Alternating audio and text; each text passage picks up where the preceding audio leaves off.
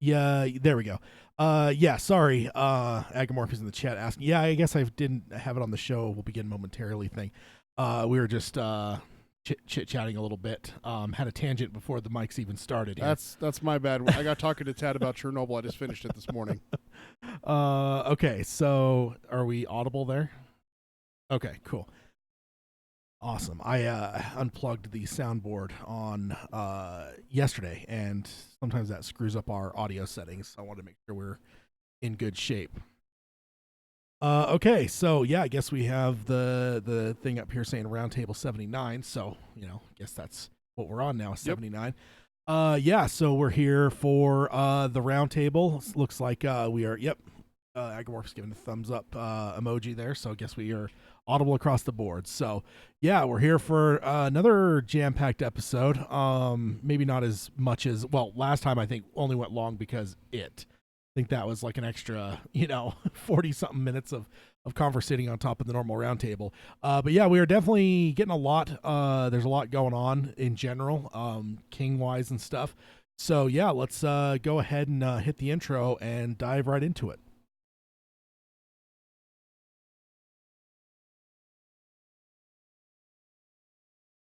The Dark Tower by Stephen King. The man in black fled across the desert, and the gunslinger followed. Go then. There are other worlds than these. Death, not for you, gunslinger. It's time we had our own palaver, I think, and it's going to take a while. And yet, dauntless, the slug horn to my lips I set and blew. Child Roland to the Dark Tower came. We are quartet, one from many. The palaver begins. Hello and welcome to Dark Tower Palaver. This is our podcast covering Stephen King's Magnum Opus, the Dark Tower series. My name is Tad. And I'm Peter. And we're here for Roundtable number 79. I almost ran out of breath there. I, again, mistimed my breathing before the intro. You got to work on there. that. Yeah, I know. Got to do some breathing exercises. We've only been doing this now for, 4 years? Actually, yeah, that's a great thing to mention because I actually forgot to throw it out on Twitter and I forgot to even text you. It was a really busy day, but we just hit our 4-year anniversary. Hey. I got actually forgetting the exact date, so let me pull up my calendar. I actually put it on my. Oh, did you mark it on my calendar so I would remember? And I was like, it's funny because like a day or so before, I was like, oh yeah, I got to remember to like tweet something and like text Peter. But then that day was just such a shit show that it didn't end up happening. It was the 3rd, October 3rd. Oh, that's where our first episode got posted. Officially, like the launch day of Dark Tower Palaver. So we are now 4 years in. And also there was like part of me after I missed it, and I'm like, I don't feel so bad. I'm like, because what am I going to do? Tweet it like just so a bunch of people can like say congratulations? Like that seems weird. Like, and I don't know. It just felt like conceited to a point. Like in my head, where I'm just like, I'll just mention on the show. It's not that big a deal. I mean, I'd already missed it, so it didn't matter. But yeah. So we hit our 4-year mark. So we can now say, is what we've been saying, like nearly 4 years, going on 4 years. Now we can actually say we are now crossed that threshold, and we are at the 4-year mark for podcasting. So thank you everyone that has been listening for any period of time, whether you're a new listener or you've been listening since the beginning. We definitely appreciate you, and it's been a lot of fun, and we can't wait to move on to another year here. Oops. What are you doing? I was just adding it to my calendar so that I could have it as well, so I didn't forget. Yeah. So I could be like, text you and be like, hey, happy birthday, And you could be like, oh, yeah, thanks, you too, Making a little joke and everything like that. I actually closed down, like, my notes for the show. Yeah, that's ill-advised. Yeah. Thank you, Agamorphy, for the congrats. Yeah, it's good. It's fun. It's been, I don't know, sometimes I lose track of, like, how long we've been doing it. I can't believe that it's been 4 years. Yeah. Like, it came up at work the other day, because I've only worked at this job now for about 2 years this coming April. And so I'm still getting to know, and there is a lot of, I work at a call center. There is a lot of flux, people moving departments. But I got to know this manager, and she's getting to the point where she's getting to the, oh, how's your wife? How's your daughter? She's calling them by names and everything. And she actually is like, oh, how's your podcast? I'm like, good. It's doing good. Thanks. I'm going to record this weekend. She's like, oh, that's good. You guys record about Stephen King, right? I was like, yeah, mostly about the Dark Tower series, everything, talking about that. The other day, we had a stoppage at work, and she's like, how long you guys been recording your podcast? And I'm like, 3 years? 4 years? Somewhere around there. She's like, are you serious? She's like, you've been going that long? I was like, yeah. In terms of podcasting, that is a long time. I mean, of course, there's like the oldest of them are like the ones that were there, early adapters that maybe are still around, are in the 10 to 12 year period now. Yeah. But like, I mean, it's exploded in such a way that like there's just a lot. And then I mean, so many podcasts just don't last. I mean, I'm on a number of like groups and stuff for podcasting and podcasters, and like it's just crazy to me how many I see where people just kind of give up on them. Like I just feel like everyone thinks they're like going to be like quote unquote YouTube famous, and that's the only thing that matters. So like when they don't get 10,000 listeners, like they just get mad and then stop doing it. And I'm just like, dude, if you've got 2 listeners, you've got 2 people that are looking forward to listening to your show. You should. So I'm always like kind of telling people like, go into it with the right mindset. It's not about, you're not going to freaking like, pay your mortgage with doing podcasting.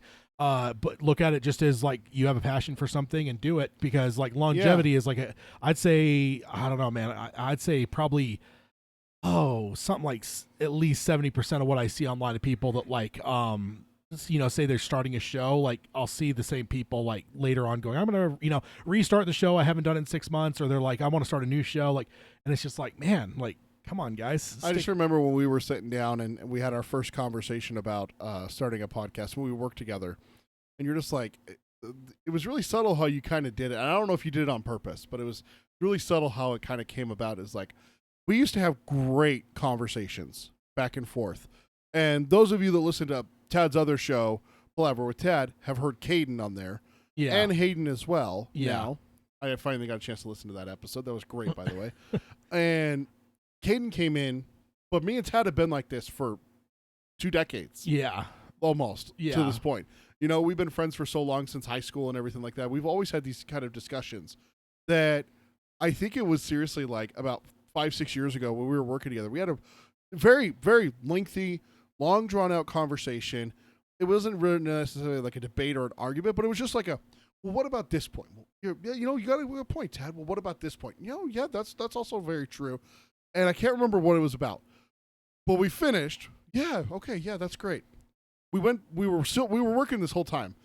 I had like a half hour goes by, and then Tad goes, how great would it have been if that had been recorded?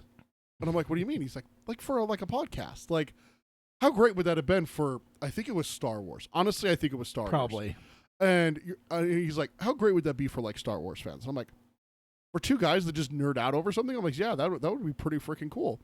And then it started coming up like more and more. And then at the same time, Tad's gotten me into podcasts. And I'm listening to podcasts every single day. And he's just like, we should start a podcast. It seriously was like those 2 drunks stumbling home from the bar going, we should open a bar.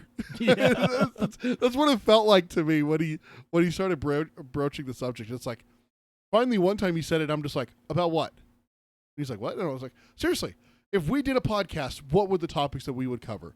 I'm like, because me and you both have very similar interests. We both love movies. I was like, would we do a movie podcast? Would we do Star Wars exclusive? There's also like, we're both football fans. What TV shows? Like, what are we looking at here? And you're like, that's where, and I've told this story before. You're like, well, I kind of want to do something that, a lot of people haven't done. There's a billion movie podcasts out there. This was 5 years ago. That's not even counting what's happened in the last 5 years. You're just like, yeah, there's a million movie podcasts. There's a billion people trying to get into sports and football and stuff like that. Yeah. And you're like, what about something Stephen King? And I'm like, Dark Tower? And you're like, Dark Tower? Yeah. And it seriously was like instantaneous. It just hit, and the ideas just started coming. Yeah. Like, I'm pretty sure that you had the idea for book clubs before we recorded our first episode. Yeah. So it was just like, it hit, and then like, I remember this came up either last time or when we were talking with Hayden when we went and saw, what was Joker. The movie? Thank you, Joker. What was the movie that we just went and saw last week? we went and saw Joker, and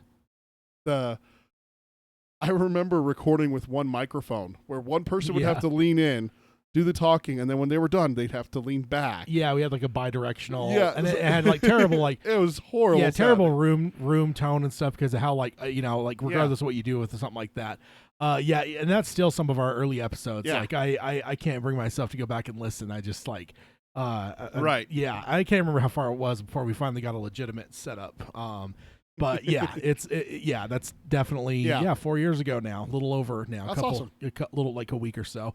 So yeah, let's go ahead and jump in. First of all, I want to warn you about spoilers. If you haven't finished the 7 primary books of the Dark Tower series, you may want to cry off this episode and stick to our book club episodes, as Peter just mentioned. Book clubs. In the book clubs, we only go as far as we are in that book club. We don't go ahead. So if you're in the right in the middle of book 4, for instance, you're not going to get something spoiled for you if you're listening to us talk about book 1 or book 2 in the book club. So check out those if you haven't finished the series yet. Also, I think there's going to be some light spoilers. I know, for instance, The Mist gets mentioned in one of the articles, including an explanation of how that movie ends. So that's one that comes to mind where it's like, whatever, but it's 12 years ago now. We've kind of talked about this a little bit with the idea of branching out into other Stephen King stuff. We're going to be talking about other King stuff, and we're not holding back nearly as much as we used to. Yeah. We're trying not to go full into it. Yeah. As much, unless we're actually going to do like, Ted's going to get here in a second. We're going to talk about the Institute soon. Yeah. And that's going to be full on. Yeah. Spoiler warning. I'd say in general, it's probably light spoilers. I mean, there's certain things like, maybe Randall Flagg that, if you're going to read one of his other books, we might touch on some spoilers just because it kind of comes up in the conversation. But in general, I'll try to give you guys a little bit of heads up on other non-Dark Tower things that might get spoilers. But I know for sure The Mist is in this episode. We'll be spoiling the end of that movie.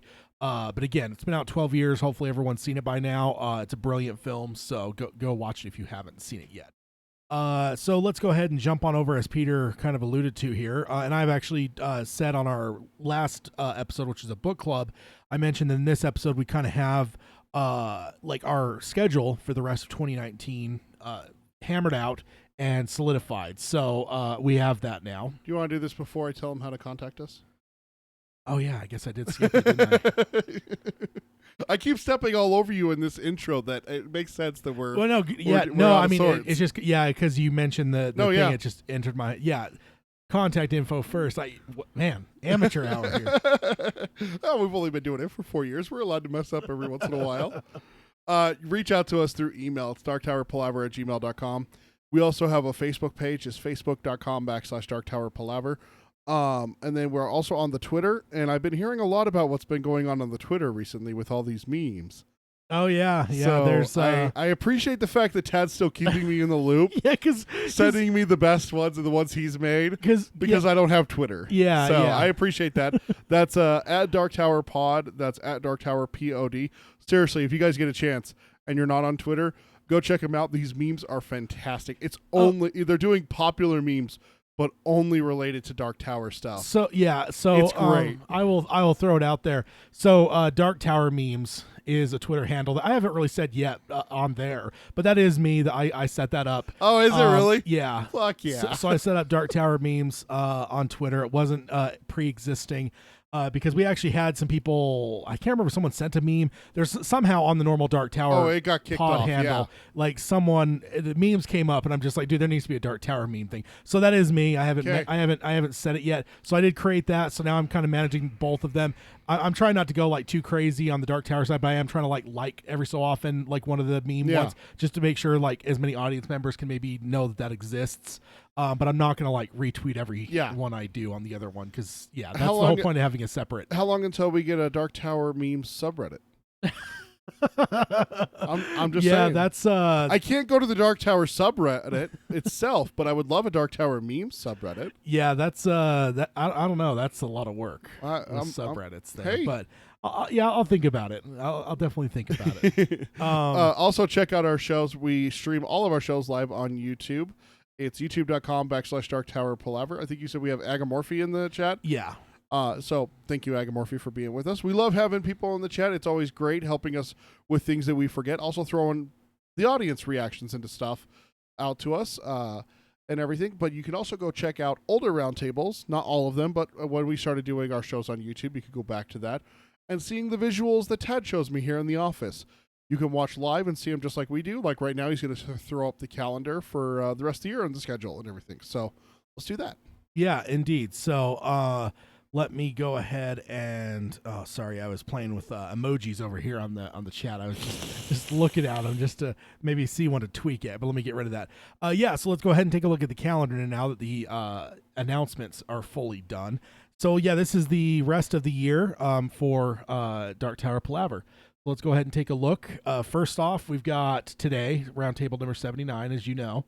So, yes. You are here. You are here, currently. Yes, I went out of my way to download a You Are Here thing to put on this slide. That's awesome. Next episode, a couple weeks from now, we have roundtable number 80, just a normal roundtable. Nothing special planned yet. And then, as Peter mentioned, November 9th, we're going to have an Unfound Door episode on the Institute. I've already decided myself I'm probably going to reread it leading up to that so that we can so I can be as fresh as possible. I finished it pretty damn quick. So did I. Yeah, I went through it pretty damn fast.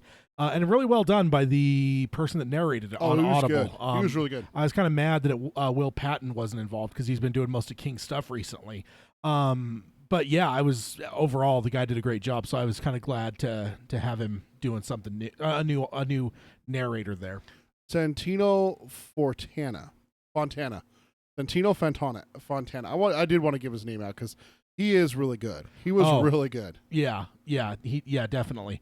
And then after that, we have the 23rd of November will be Roundtable 81, and that is going to be our episode that we will most likely get our Dr. Sleep reactions to the Dr. Sleep movie.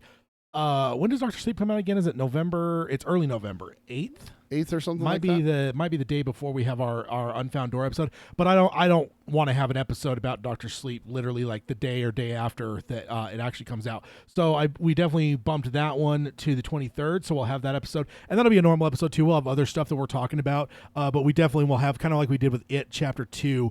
We'll have kind of like a thing at the very end that we'll kind of just have like a long discussion, as long as we need, I guess, on Dr. Sleep. So Agamorphy does confirm it is the 8th. And he also says, looking forward to the Institute talk I finished last week. So awesome. Yeah. Awesome. So yeah, as people are reading the Institute, if you want to be involved in that conversation for that episode, go ahead and send your emails now while it's still fresh. If you're just finishing it like Agamorphy, because there's part of me, it's like, man, maybe I'll just start writing like a madman and like get all these notes jotted down that like once I finished it. But like now I'll just read it again. Nothing wrong with that. Yeah. So we got that, and then if I can find my mouse here, I lost it. December 7th will be our call-in show. So we're gonna definitely gonna do plan out a little bit and figure out exactly what we're gonna do there. The only thing I don't have for you now is I know for sure we're gonna be on. I think Skype's gonna probably be the best way. Unless the only thing I want to say is if you think that like Discord is a better option for people out there that would want to engage with us, hit me up and let me know on Twitter or social media, Facebook or email, and just let me know like, hey, Discord's better than Skype. If I hear that from a lot of people, maybe I'll move over to that. I don't have anything on Discord for Dark Tower, but that is possible to maybe do that. But right now we're planning probably just Skype, and we'll have some fun stuff to do on that. So, and then last up for the year is the 21st, which is roundtable number 82. So yeah, cutting pretty close to Christmas. And then after that, we'll basically have what Peter and I will have to do is get a calendar for 2020 and figure out kind of if we put the show on whatever week, what'll that do for like holidays and stuff. What's really nice is it tends to be for us that if 1 week one like line of weeks tends to work where you block a lot of the holidays and don't hit a lot of the big things. So we'll do that. And then we'll let you guys know on that episode on December 21st. We'll let you know when we'll be back for 2020. So that is the rest of the Year of King for Dark Tower Palaver. So hope everyone is ready for some live action for the call-in show. And yeah, get your Institute emails sent in. When you go see Dr. Sleep, send emails, and we'll cover those on that episode. And hopefully, of course, we'll have some news on the Dark Tower series. as well. We better. Yeah. It's definitely getting a little bit later into things. I'm surprised we still haven't heard like a full cast listing or news on. Every time I see an Amazon thing that they're like approving a show, I'm just like, God damn it, because it's not Dark Tower. But it's good. Hopefully, it's just a process as it moves through. But let's jump on over to the next thing, and that is Dark Tower news bits. Did you just tease me into giving me a news bit? Is that what you did? Is there actually something about the show now? I got a couple things to talk about. Yeah. Like nothing that's like massive, but I felt like rather than just peppering these in or throwing them at the end on the odds and ends, I would kind of do them up front here and talk about them. So first off, Glenn Mazzara retweeted something that actually a really good Dark Tower fan is Hans on Twitter. Yeah. I'm not sure. I think he listens. I don't know, but he's a huge Dark Tower fan. His profile picture is him next to the Dark Tower poster. He's a really big fan. He's always doing a lot on Twitter for Dark Tower. And he tweeted this to Glenn Mazzara, obviously the quartet in Lego form. The one thing I found interesting here is he did use the hashtag Greenlight the Dark Tower TV. And with Glenn Mazzara retweeting that, I think is the first time that we've had Glenn in some way. Yeah, I know that's indirectly, but it's, maybe showing the hashtag out there a little bit further. So that's pretty cool. Can we also acknowledge the fact that Roland's wearing a hat? Hat watch. Hat watch Hat 2019. Watch. Lego Roland is wearing a hat. Lego Roland officially calling in with a hat. I don't know what that vermin is there in the front, but Oh man, death stare from Peter. You son of a bitch. Hashtag Tat is terrible. Really early on. Oh man. Wow. And you were going for a drink there. I was man. going for a drink right there. I almost choked. Yeah. How dare you? Damn. Man, you just looked at me like the most like, ooh. Yeah, the eyes you gave me there. If looks could kill, this would be a one-person show at this point. How's it going, Cody? It would probably be a lot better off without your evilness too. Cody, good to have you with us hey, here. Cody. So I thought that was cool. This isn't a little bit of an older one. I think at some point, I don't know if we've covered it on the show, but I know I've seen it around before. No, this isn't the guy that you interviewed that does the Lego stuff. No, right? So there's a couple different things. So we got EJ that has the tower itself. There's also a Twitter handle that's Dark Tower Lego, and they would just build Lego things for Dark Tower and share, but they've been a lot less active. I'm not sure what's going on there. He or she popped up recently and said that they wanted to get back into it, but they had been silent for a good long time. I don't even know if this is them or not, but it's definitely one that we've seen a good time ago. But yeah, still kind of cool to see. So next up is Michael Roker, and I'll shout out to Brandon on Twitter that shared this, because this is a picture that Michael Roker shared, and it apparently got deleted. So this is Eldred Jonas. So yeah, I mean that's obviously what everyone thought when it first popped up. I mean, if he was bald, I don't care. He could be Jonas no matter what. I feel like he's just perfect for the role. But I mean, if it is in fact like part of the shoot, this would be perfect, and it would put him right into the hair. There were some people who were saying it looked more blonde than white, but to me, I don't know. It looks close enough for me to get me excited. It's close enough for government work. Yeah. So some debated if the image was a current or if it was some kind of throwback image. But either way, I'm excited to see that and hope that is the look for Eldred Jonas. So but like I said, and it's also interesting to me that it got deleted. I feel like if it was just a throwback picture of something that he did 15 years ago or something. Why would it get deleted? Why would he delete it? So I'm not fully like thinking that. Let's see. Agamorphy says a little too Lucius Malfoy. I don't know what that means. It's from Harry Potter. Oh, okay. It's like, oh man, I figured it was something that was outside of my realm. I noticed when I was looking at it closer that there is an aspect that maybe it looks a little bit blonde versus white. But again, I don't know. I'm That's Lucius Malfoy. Oh yeah. Okay. I think it's a little bit like, I don't know. I feel like there's like a dirty aspect to the hair here. With Michael Roker, I feel like it's like trail worn perhaps. But For sure. I mean, ultimately, it could be a little bit whiter or whatever. But who knows what this is or whatever. But either way, really fun. Next up, our gunslinger, our newest gunslinger here is Sam Strike. And he had an Instagram story. So I don't know if people are familiar, but Instagram story. So Instagram, you could either post a picture or you could post stories. And the stories a lot of times are videos, but a lot of times they're temporary. They don't stay forever. Like a lot of times, I don't think I've ever seen a story last more than a day or two. Okay. So he had a story, and it started off here, and it says a set with a skateboard is a better set indeed. And it's him skateboarding, and it's a video, but I just grabbed a screen grab because I don't know, and it works better for our slides, but I also don't know that I know how to like capture video from Instagram with anything that I've got. Then he has a shot of himself smiling, again, skateboarding, same tag here. And I was intrigued by this. I'm like, oh, he's on a set. That's interesting. I don't know what he's working on currently or whatever. Then the third one was fairly interesting. It was him in front of a mirror twirling a fake gun, and there's some text there in the front, Peter. Can you make that out with your aged eyes here? He who aims with his hand. Yeah, we can't see the full thing, but that's definitely a Dark Tower tag. And I mean, ultimately, whatever he's filming, he's got the blonde hair. What do you think of that? Because I don't think that Roland was necessarily blonde. He has dark hair, doesn't he? Yeah, I mean, not that it matters to me. I definitely like the look in the far right picture there, the third picture, because I mean, just look at the intensity of what he's got going there. And I will say, from the video itself, he was twirling the gun fairly well. So, really? Yeah. Been practicing a little bit, has he? So I mean, we talked last time about Glenn mentioning writing a scene, and he compared it to a bunch of things, and he mentioned being with someone that basically is like one of the story consultants for the show for Dark Tower.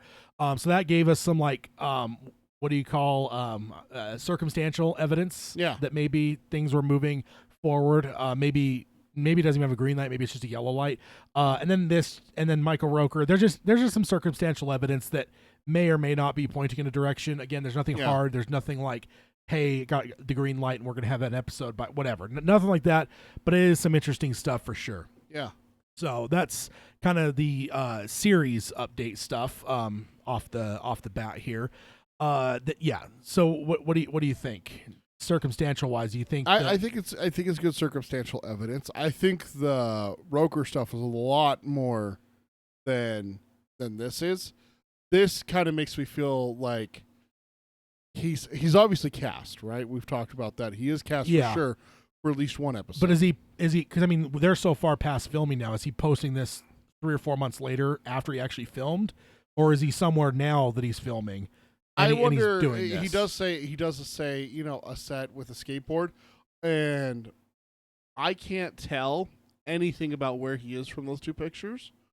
No. But also, I'm sorry. That actually reminds me. He did post some stuff that people are thinking looks like Croatia on his Instagram. So if he's back in Croatia, then I would lean towards circumstantial evidence pointing towards. Is that stuff that he saved? Because it comes down to did he Michael, save it from Michael Rourke's was deleted. Yeah. There's a reason it was deleted. Someone probably reached out to him and said, "Hey, dude, you got to take this down." Yeah, and he's still a mystery man for our cast. Exactly, so. He is a mystery man for this cast. Sam's not. Yeah, which is why this story was okay. It got posted and everything like that. So is he one of those guys that kind of plays by the rules and doesn't post anything until he's given the green light? Because we know that there are people like that. Yeah, and he's also not a young person, right? Sam Strike, like younger people are ultimately harder to. I mean, look at Tom Holland, for God's sake. It's harder to control someone that's younger because their whole life is online. So, I don't know. I think it's definitely titillating. Yeah, and I don't know. I'd love to hear some more definitive news, but that's what we got for now. So next up is Whoopi Goldberg. The article here is Whoopi Goldberg reveals hair-raising transformation for the Stan TV series. Whoa. So the image here, it basically is, and basically it was on the show that she's on, which is The View. And The View, they basically, the first time she showed up, she's been like this now for a bit, but the first time she showed up, they asked her, like, what's up with your hair, whatever, and was this whole conversation started. I've got some notes from this article here, and this is by Nick Romano from Entertainment Weekly on September 18th, 2019. And so this kind of gives you some bullet point highlights, but there is also a YouTube video of this segment, and it gives you a little bit more. Mm-hmm. I'm going to post that on the show notes. So if anyone wants to go and watch that, you can jump on the show notes and kind of watch this whole segment. But here's the highlights that Nick gives us. It says on Wednesday's episode of The View, the hosts couldn't ignore Whoopi Goldberg's new look. The actress came out sporting white locks, which will be her, quote, look for the next 4 months, she said. Why? Because of her role in the new TV miniseries version of Stephen King's The Stand. And then this is a quote from Whoopi Goldberg. She says, "The woman I'm playing is over 100. Goldberg, 63, explained of her role as Mother Abigail, a prophet from Nebraska who sees visions from God." Then we got another quote here. It says, "When King first wrote the book, Mother Abigail was probably this tall, significantly shorter, and she looked like Miss Jane Pittman on steroids," Goldberg added. And then and the reason for that was that people had no idea what older black women look like because no one ever looked at old black women like that. So now we look at an older black woman, and you're looking at an amazing face. So yeah, she's kind of, and she does mention in the video as well, which I'll have the link to. She mentions that they're going to make her look different, like face wise, like they're going to do some stuff to age her, obviously. But it was an interesting conversation, and yeah, just kind of a sneak peek of what Mother Abigail is going to look like in the miniseries or the limited series, whatever you want to call it. Miniseries still feels like the original to me, so I'll call it limited series. Limited series, okay. Yeah. So, what do you think? I think it looks good. Yeah, she's definitely, definitely doesn't seem as small. I mean, I don't think Whoopi Goldberg can. She doesn't seem as small and petite as like the original series Mother Abigail, which is fine. That's not a problem. I'm just pointing out like the general differences. I feel like she's gonna, I don't know, just maybe it's definitely gonna be a different look. But I'm okay with it. Yeah. I think it looks pretty cool. Definitely an interesting look. I mean, what did Mother Abigail's hair look like in the original series? I can't even. Short, black, and like I don't know what it's like crinkly, like the little like almost like it's like starting a fro is what it always reminds me of. Okay, if I remember right, but that's what it reminded me of that, but not dreadlocks, that's for sure. Yeah. So it'll be a pretty cool look for Whoopi playing Mother Abigail. So that's really fun. Next up, we have an article here, and this one is a tribute to the master of horror, Stephen King, and this is by Carlton Fletcher from the Albany Herald on September 21st, 2019. Yeah. I thought this is just a cool little tribute to Cy King. He says, "I just finished reading Stephen King's latest novel, The Institute, and as I almost always do, came away amazed at the man's command of the English language. Since I stumbled onto King's debut novel Carrie in 1974 as a senior at Irwin County High School, I've become one of those constant readers that King addresses in his forewords, afterwords, and author's notes in most of his writings.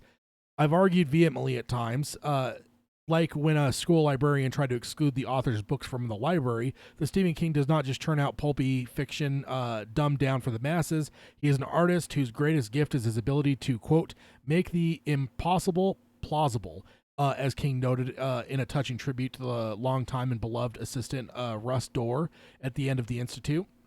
So, I mean, that's right up our alley of arguing that, King is not just what people try to peg him not as. just a horror artist. Yeah. He's not, like, I think a lot, he's even called himself in the past, like, he's kind of the McDonald's of writing, right? Mm-hmm. Like, whatever. And I think that's bull. I think he's definitely better than that. I feel like there's a lot of people out there that are a little bit less good and a little bit more whatever than King that probably could deserve that McDonald's tag a little bit more than he does. It says, with King's two It movies racking in more than $1 billion worldwide the last couple of years, which is in his cinematic history something of an anomaly, as King's writings has never exactly been well adapted to the big screen. This master of horror remains unmatched in the literary genre and has few peers amongst modern fiction writers. And I definitely agree with that. And it says, in celebration of the excellent The Institute, which is destined to rank among his his endearing classics, which again, I know we're going to be talking about that in the future, but wow. That's high praise. He says, I've come up with my own top 10 Stephen King books, including the list topper that is one of the best and far and away the scariest I've ever written in any genre. So that's high praise to basically crown King at the top of his list here. So Yeah. it ends up becoming, after that, like his nice tribute here. He does end up giving us a top 10, which I know we've talked about some lists for King before. He didn't really do anything visually, so I don't have any slides for the top 10, but I'll just read them off here, and we'll kind of see what he has to say about them. Because I also found his list interesting, maybe a little bit less. I don't want to say cookie cutter, but less of the standard fare. I feel like when you get into like top 10s, they tend to always be the same things. And I would say that his shocked me a couple times. I'm like, oh damn, like he put that on there. So yeah, I felt it was worth mentioning. Number 10, Hearts in Atlantis, 1999. Okay. Does that one surprise you at all? I mean, that one was like so to me. I've never read it. Okay, So. that was like so. I didn't like shock. No, I'm not saying so as a book. I'm saying it was so in terms of level of like shock. It didn't like blow my socks off by any means, but there was still part of me like, oh wow, like At 10, I could see them putting in something that's not necessarily what people consider to be one of King's best works. yeah, But that's where you slide in like your, I don't want to say guilty pleasure, but that's kind of what I mean, is like, like that. Carrie's mine yeah, for that, where I rant and rave about Carrie, also Firestarter. Those two novels I rant and rave about way more than most people do who are King fans. yeah, And I feel that's a good spot for 10, 9. Those are the right kind of spots where you slide in one of those books. It's like, yeah, I really enjoyed this book. And the rest of the King universe just kind of goes, that's good, but top 10? yeah. But it's not necessarily like you said. It's not necessarily like a, oh, come on, that's ridiculous. Yeah. Like, it would be ridiculous if he put like The Stand here or something like that. Oh That's- yeah, like downgrading. Yeah, downgrading it. But Agamorphe says surprising for a top 10. So yeah, it see, is- that's yeah. exactly like what I'm talking about. Is like it surprises some people, but this is where I see a lot of people will put kind of like their non-traditional top 10. That's their personal favorite there. Yeah. Okay, so going on, or what is the explanation? He says, even as he wrote a variety of bestsellers, King's obsession with his Dark Tower epic, which he introduced to the public in 1982, remains a vital part of all of his works, including this one. Yeah. So that's kind of what he gives us there. Number 9, The Green Mile, 1996.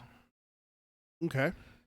No surprise. I'm just trying to gauge your interest or gauge your reaction, I guess. A little bit lower than I've heard it for people who have read it, but Okay. He says, King's experiment, as he's never been afraid to do, by releasing this book online as a series. The film made the book become one of the best based on King novels. So yeah, I would say I would agree. I think that the movie has definitely elevated this one a lot. Not that the movie is better than the book, but I feel like it brought a lot more attention to it than some. Because I feel like some of King's like just get kind of lost in the minutia of like of all of his work. Like your average person doesn't know them, but I feel like Green Mile people know because of the movie, and I think then because King fans, like there's just a different weight given to that than like some of the others. Like there's some other stuff in the mid to early 90s of his that he wrote that's just like, okay, like like it's just not ones that people talk about a lot. So number 8, this one actually surprised me a little bit. Mr. Mercedes, 2014. modern. Okay. Yeah, modern one. He says the first of a trilogy of novels, Finders Keepers, following in 2015 and ended of watch in 2016. The story arc leaned more towards the classic detective novel than the horror genre for which King is best known. I mean, I love that series. Yeah. So like I don't know. I mean, I'm not sure if I feel this is like crazy for it to be on here, but because I really did enjoy it. But yeah, it's an interesting one because I feel like we went over a top 10 recently. We talked about maybe doing top 10 books, but I don't think we've actually done it. So I can't really say for sure, but it is one I've loved. But it is one that surprised me to be on here. Are we calling Mr. Mercedes a trilogy? Are we officially calling it? Because yeah, the Bill Hodges trilogy. The Bill Hodges trilogy, but I mean, like it goes past that, doesn't it? Yeah, I mean, in a different way though. In a different way. Okay. Yeah, I'd say it's the Bill Hodges. I mean, that's what I still call it. I mean, I've seen a lot of people call it like Mr. Mercedes trilogy. I think like now you have the show that's called Mr. Mercedes throughout, so I feel like that's gonna elevate the Mr. Mercedes name to where like that's probably gonna end up being called the Mr. Mercedes trilogy from here on out. Okay. In general, for me, I always think of it as the Bill Hodges trilogy though. But well, it's got to be the Bill Hodges trilogy because of the second book. It doesn't even have really Mr. Mercedes in it. Yeah, but like yeah, it is. It's just one of those things. Though, again, just like Green Mile, like it is what it, like in a large way it has the exposure that it does because of the series. I wonder if the show is just going to cause it to be like Mr. Mercedes become like the main calling card for the Agamorphy says that Mercedes surprises him too. Yeah. So. And this one actually surprised me a lot more, although once he explained it, I actually agree with him. Number 7, Under the Dome. The book's not bad. The series just ruined it. The series is, yeah. I wasn't overly fond of like the way it ended in some ways, but I don't know. I guess I've never really like thought to like go in my head and figure out like, you know, where I place it or whatever. Yeah. Even that much. So at first my knee-jerk reaction is like, what the fuck? How is this on a top 10 list? But here he goes on. He says, if you've ever heard of a book that you, quote, can't put down, this became one of those, literally for me. I had read maybe a quarter way into this massive novel when it got to the point that I had to keep reading. I didn't stop to watch TV, to eat, or to do anything else. When I finally finished, I looked at the clock and it was going on 4 a.m. That happened to me. I read that book in the course of like 3 days. Wow. Because I just couldn't stop. And so like, like I said, I'm surprised it's on here, but once I read what he said there, I'm like, it kind of dawned on me, like, shit, I did the same fucking thing. Like, you know, and most of those 3 days, there wasn't much sleep, and I was literally doing nothing else. Like, they were days off of work. I didn't play video games. I didn't watch TV. I mean, I did eat, but it's like I was reading that book, like, nonstop. Like, it was like... You're standing at the stove cooking while reading the book. Yeah. So, like, it's really one of those things that maybe even the series has kind of, like, hurt it a little bit to where, like, I just kind of maybe thought of the book less than than I should have, because, but like I said, then once I read that, I'm like, holy shit, I was the same fucking way. And like, I can't even think if there's another Stephen King book that was like that for me. I remember I read Song of Susanna in one sitting, you know, and then Dark Tower obviously not, because like eventually you start to slow down because you don't want it to end. Like, but the first time reading it, I read that whole thing in one sitting. I didn't stand up. Like, I read that whole book. Like, Song of Susanna? Yeah. Oh, I never knew that. Yeah. Wow. Yeah, I thought I mentioned that before. Yeah, because that's what I did with Carrie. I think I took one break in it to go to the bathroom and get something to eat. Yeah. But I bought it at like I've told the story before. I think I bought it at like 4 or 5 o'clock in the afternoon. Yeah. Went home, started reading, and finished it that early that morning. Kind of like what he says with like Under the Dome. He looks up and it's 4 a.m. That's kind of how I was. Yeah. Like, I read through all of Carrie, and so I get it. No, that's interesting that with Under the Dome. So that actually goes into a story I have about that. I've been chugging through books. Yeah. We this actually came up a little while ago between me and you off the air. I've just been churning out. Yeah, because I asked you about the Institute, and you're like, I finished the Institute. I also finished Carrie, and like you listed off like a few books, and you're like midway through another one. Yep. So I told Ted when I was starting the Institute. And he was trying to gauge how fast I was going through it to be able to schedule the rest of the year and schedule the Unfound Door for it. And then we went and saw Joker, and he's like, so you finished the Institute, right? I was like, yeah, I finished the Institute. I also read Carrie and this, and I'm partway through the Dead Zone. And he's like, damn. Like, holy fuck, dude. Yeah. That also doesn't include that I read about 2 hours of, listened to about 2 hours of Under the Dome and stopped. Oh, really? It actually is kind of interesting how it happened. Like, I got to the part where the dome comes down, and the lumber truck and everything like that, and the guy, forget his name now because it's been a little bit since that couple days where I listened to it. The reason why I ended up stopping is I realized that I had credits available, and so I went and bought. That's when I bought the Dead Zone. Oh, okay. And so I went and I'm done with Dead Zone. I am now about a quarter of the way through Needful Things. So probably when I finish Needful Things, I am going to gauge off of what I'm going to read next and go into potentially the Institute again. Yeah. Which will be very interesting to do it so fast after my first one. Yeah. I think I may need one more book in between, but I honestly think that I'm going to be able to do that just fine. Yeah. With how much I listen to it. Because you're like, because you brought it up, you're like, holy shit, dude. Like, how fast are you reading these books? And I'm like, well, I have a drive to work. Then I have 2 15-minute breaks. And I have a half-hour lunch. And then I have a drive home. I don't always go straight home. Because sometimes I don't have to pick up my kid or don't have to rush home. I go and do a couple errands and everything like that. I had a day like that on Thursday after work. So when I'm in the car and it's just me, book. Yeah. That's it. I'm not listening to podcasts. I'm not listening to music. I don't know what it is. I am in a full-on audiobook mode. And I Yeah. have been for about a year. I went back and I looked at it, just like my listen time and stuff like that, off the charts on Audible. Yeah. And I recently re-upped my membership in like August so that I could have a credit ready for when, and I pre-ordered the Institute. Oh, okay. I didn't turn it back off. Yeah. Because I did that earlier this year. I think I talked to you about that. But I don't know if I said you're it on using it that much, there's no sense in turning it off. No, right? and that's the thing is I talked to my wife about it. I was like, hey, I turned it off because I was just kind of like, I was going through older stuff and just kind of like amassing credits and not getting new stuff. But now I've kind of done that. I've literally kind of just gone through like the 50-something books I have in my Audible, majority of them Stephen King. I do have like the 7 Harry Potters, the Ted Bundy book that you gave me, the Manson family's Helter Skelter. I'm and like, then I'm nigh on like 100 books, and Yeah. dude, there's still some that I have that like I still haven't listened to. Like, there's just some I got that was like, oh, that sounds kind of cool. I have a credit, like buy, and then like I'll like start it, and then it's like, nah. It's like at some point one of these days I'm gonna have to go through and just like my clean sweep is just going to be like like listen to shit that I bought that I still haven't like at all engaged with, let alone what you're talking about. I mean, I do want to read The Shining before the Doctor Sleep, and I might, and Doctor Sleep as well, probably. Hi, Alan. How's it going? How's it going, Alan? Yeah, Alan just popped into the chat and said hi. Also, Agamorphy says agreed with you about Under the Dome. So, yeah, probably the series. I think. I read Doctor Sleep already. Pun intended. I hit a dome. Yeah. And I couldn't do it. I honestly think that it's the miniseries that's affecting me so bad, which is terrible. And I gotta force myself to listen to it. What do you mean?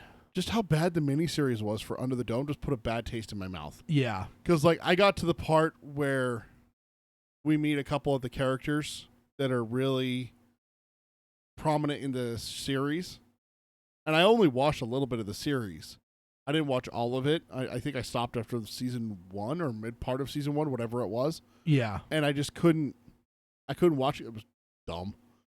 And I think it really has put a bad taste in my mouth for the book. Yeah.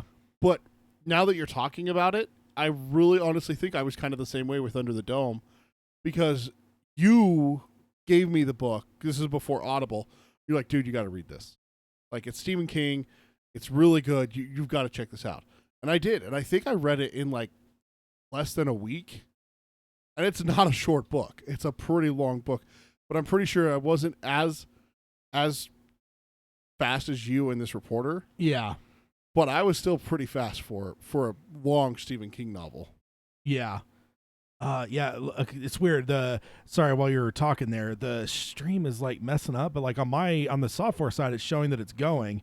Alan just said stream died. Yeah, that's why I asked. Kind of strange that let's see.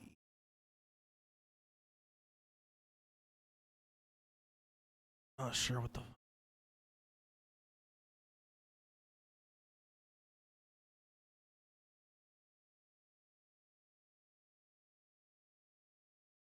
Oh, there we go. Now it's showing live. What the fuck? What was up with that?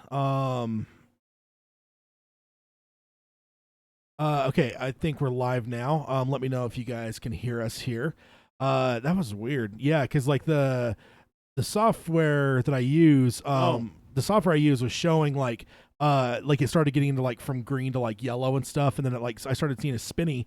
But then like it went back to green and like whatever. But then on the YouTube side, it just completely shit itself and didn't start back until Alan says now. we're back up. So cool. Yeah. Yeah, that was strange. It was.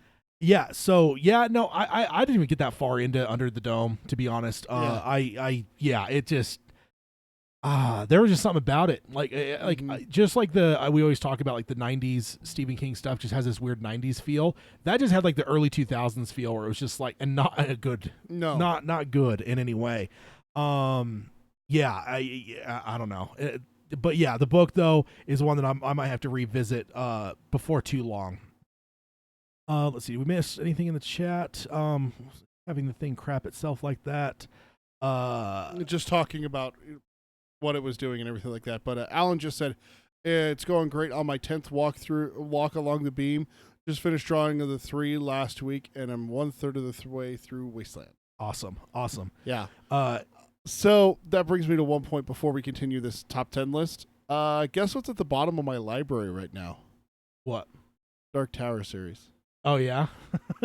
And I'm pretty sure that didn't I read them this year already? I don't know. I can't keep track of what you're reading. I just to me it seems like I've already read them this year, but it's like you haven't read these in so long, and it's like because of like sorts of. But you've been going through a lot of stuff. So I have been going through a lot of stuff, so I'm wondering if it's time to go like Alan and take another trip down the beam. Yeah.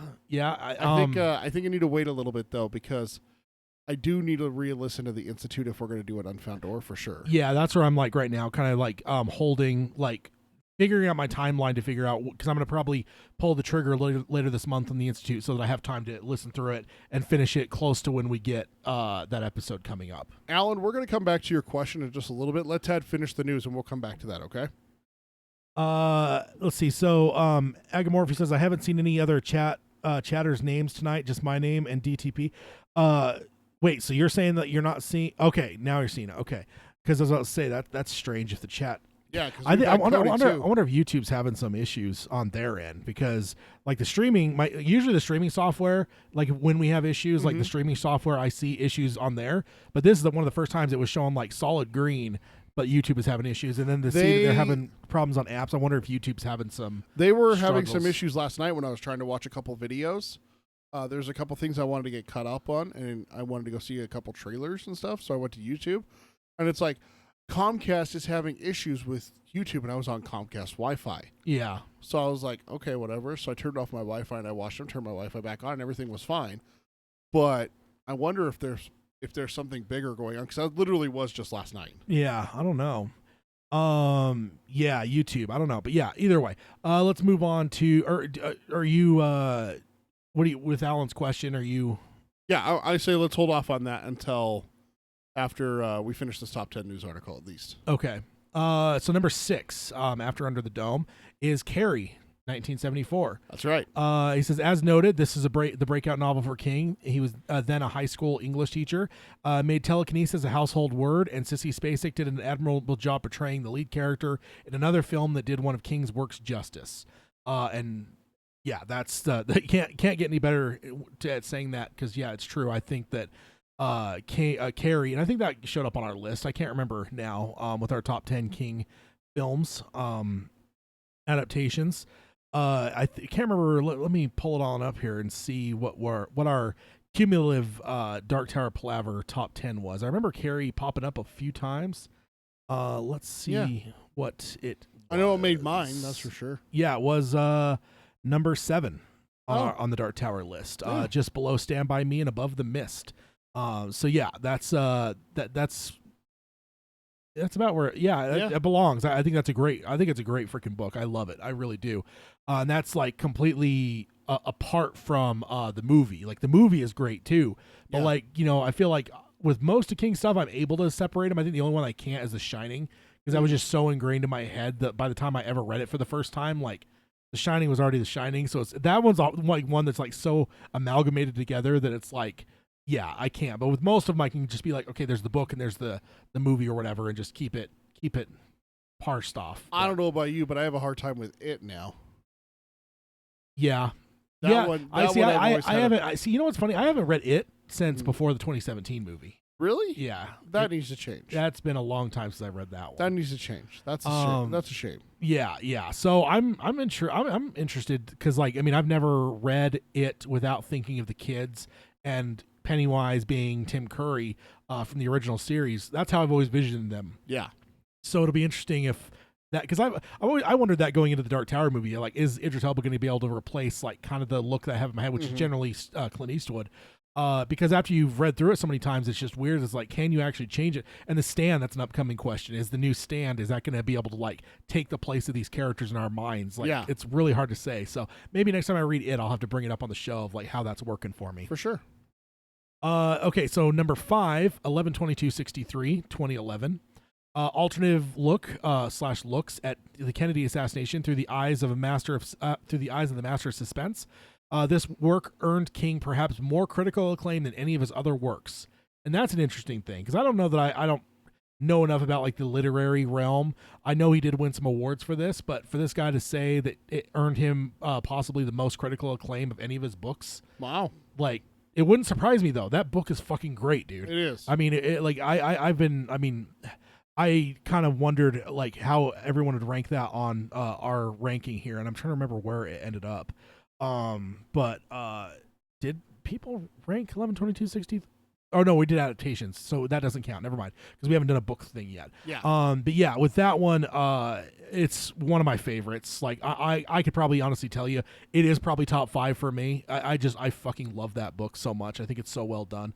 And I'm already obsessed with the Kennedy assassination stuff. That's always been a historical intrigue of mine. So that just added to where I'm just like, Stephen King, I love JFK assassination. Stephen King doing that, I'm just like, yes, please. And then ultimately ended up kind of bamboozling me into a love story that was well done. You know? Yeah, for like sure. It was like, I'd say if there's any that are going to compete with Wizard and Glass, it's going to be 11/22/63 when it comes to a love story. Oh no, yeah, for sure. So, let's see. Next up, number 4, The Dark Tower. Cheating a little bit, but 82, 87, 91, 97, 03, 04, 04, 2012. This winding tale of alternative universe became King's white whale for 2 decades. Every book he wrote, from the release of his first book in what became an epic series, The Gunslinger, carried references to the Dark Tower series, even his excellent Black House, co-written with fellow horror master Peter Straub, and many characters that have filled his earlier books, including a very familiar character named Stephen King, appear in the Dark Tower series. So, yeah, I mean, I think I'm at the point now where, like, I think you got to count Dark Tower as one. Otherwise, it's never going to be on any of these lists. Yeah. Like, if you took them apart, maybe I think Wizard and Glass would probably be the only one for me that would probably show up on, like, a high ranking, like a top 10 or something. Yeah. But if you did it as a group, it allows, because, I mean, there's just, any of the books, aside from book 4, I don't know that any of the Dark Tower books are that great in a vacuum. Like, you know, they need the rest of the books to support them. And even, like, I think we said this before, like, and even book 4, you've got the resolution of Blaine. So, like, it's almost if you just told someone, like the next chapter after Blaine's done and dealt with, just have someone pick up from, I mean, not even that. You'd have to go start at the flashback almost. Yeah. Because you don't know the rest of these people. So it's just like, just get someone to start at the flashback and read that, and you just edit the book to where all it is that. I think that, like, that might be hugely impactful, but, like, I don't know. How impactful is it not knowing Roland, though? I don't know. Yeah. That's a good question. So, no, yeah, I think you got to pair it together. See, for me, you ready for me to drop this bombshell? None of the 8 books in the Dark Tower series would make my top 10. Yeah. Individually, they can't go by themselves. Yeah. I think to answer your question for what you're talking about right here, I don't think that a single one of them could go solo. Because you just explained why book 4 can't, and I can just do the exact same for all the others. So, I mean, it's the same thing as, like, Roland talking about Jake in book 2. Well, who the hell is Jake? Yeah. Oh, the Wolves of the Kala, and we have a baby possibly coming, and everything like that. Yeah. Great. Okay, that's not done. Yeah. Let's read book 6. Yeah. Oh, it's still not done. Okay, let's read books. No, like, Yeah. to me, and then you pick up book 7. Well, what the fuck's going on here? What the hell's what? Yeah. No, those all have to go together. Yeah, I think you got to pair them all. Okay, so moving on. Number 3, It. 1986. A somewhat cheesy movie based on this horrifying novel had little impact, which I disagree with. What? I look at him, he's an older guy. Maybe he doesn't understand what... He's talking about the 2017 movie? No. He's talking about the miniseries. Oh, okay. Which, to me, is still like...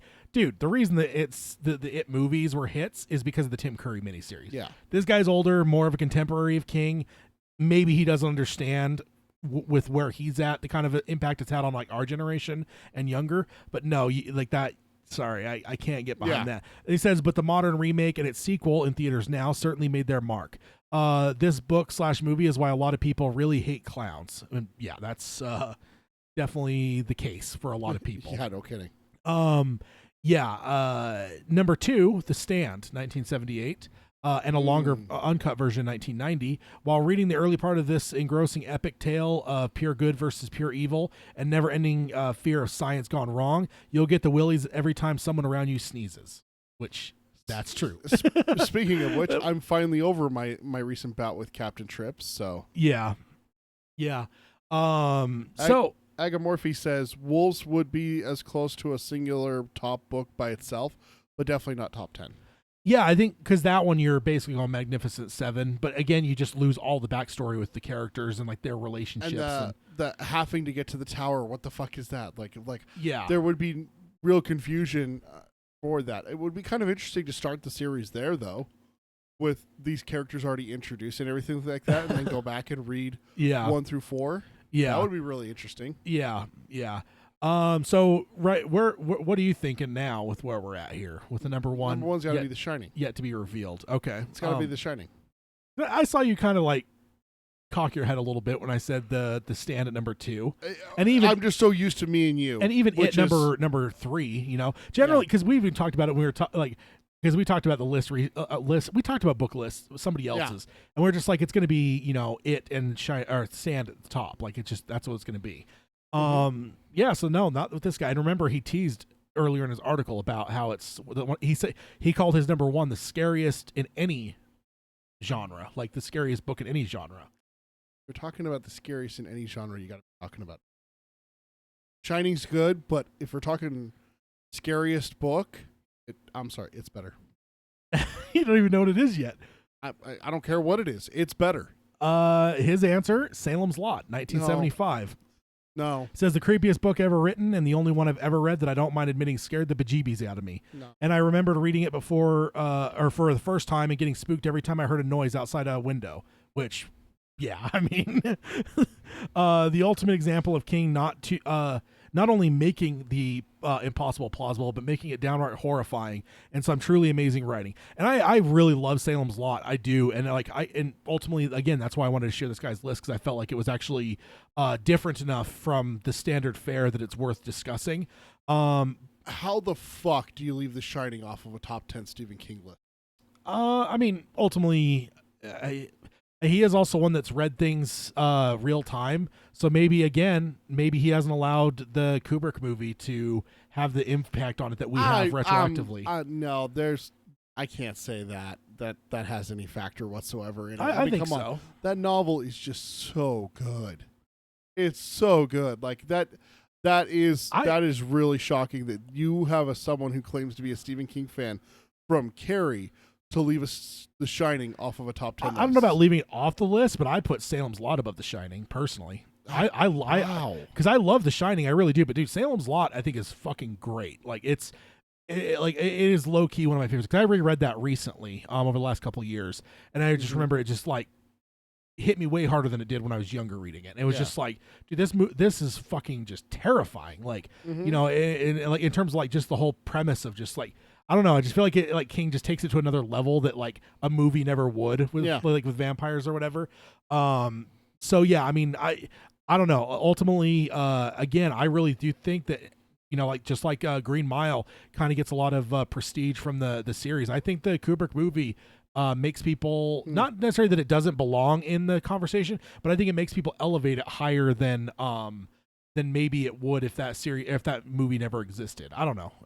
But yeah, I thought it was cool because I said, he has a lot different take than what a lot of people would have in terms of there's a number of them on there that I was like, shit. And if nothing else, man, he re-sparked me where I'm like, man, maybe I need to read Under the Dome again. Yeah. Because I remember that dash over a couple days reading that. Because that's a long, that's like a what, 10 or it's not 1100 it's pages. It's not short. It's long. It's a thick ass fucking book. Kind of in the same vein as like 112263 for length. So yeah, that is his list.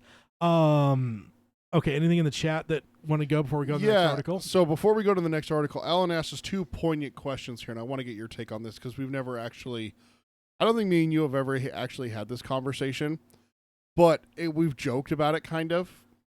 He asked, have you guys ever considered doing a Dark Tower Palaver mini convention?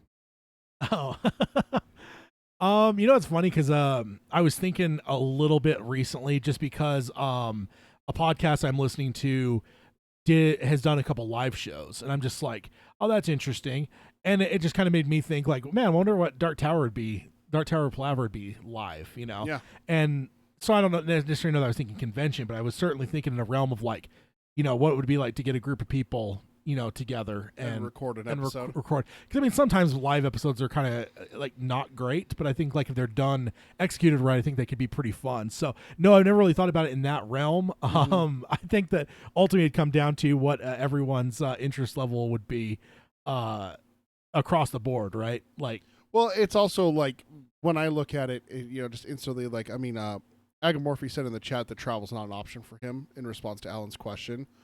Because I asked Alan a clarifying question. Give me some more details. What are we looking at here and everything like that? And he says, I said, you're like us organizing a little event. He says yes, and that's where Agamorphy says travel is not likely an option for me. And I think that's where it may come down to it, is that when it comes to like conventions, that's us going to a convention that's near people. I think of like San Diego Comic-Con, or like, like we have what's called fanatics here in Salt Lake. There's one in Vegas, all these different places. Cody says live from Boulder. I was thinking Vegas. There you go. No. Yes. No. Yes. No. MOON. That spells Randall Flag, sir. Although Vegas is the place to do it. Although it is looking like I may have to take my family to Vegas in the next few months. So yeah, you gonna make a walk down that way? No, I'm not. I'm not stupid. No, they're doing a Tim Burton museum in Vegas. Oh, okay. Up until like February of next year. So I'm like, oh, that's intriguing, because my wife is a huge Tim Burton fan. She loves Tim Burton stuff. So it's very, very tempting to go down there and see that. And it's not far for us. I mean, it's like 6-7 hours. It's like a 6-hour drive. Yeah. I can make it in 5. I can make it in 5.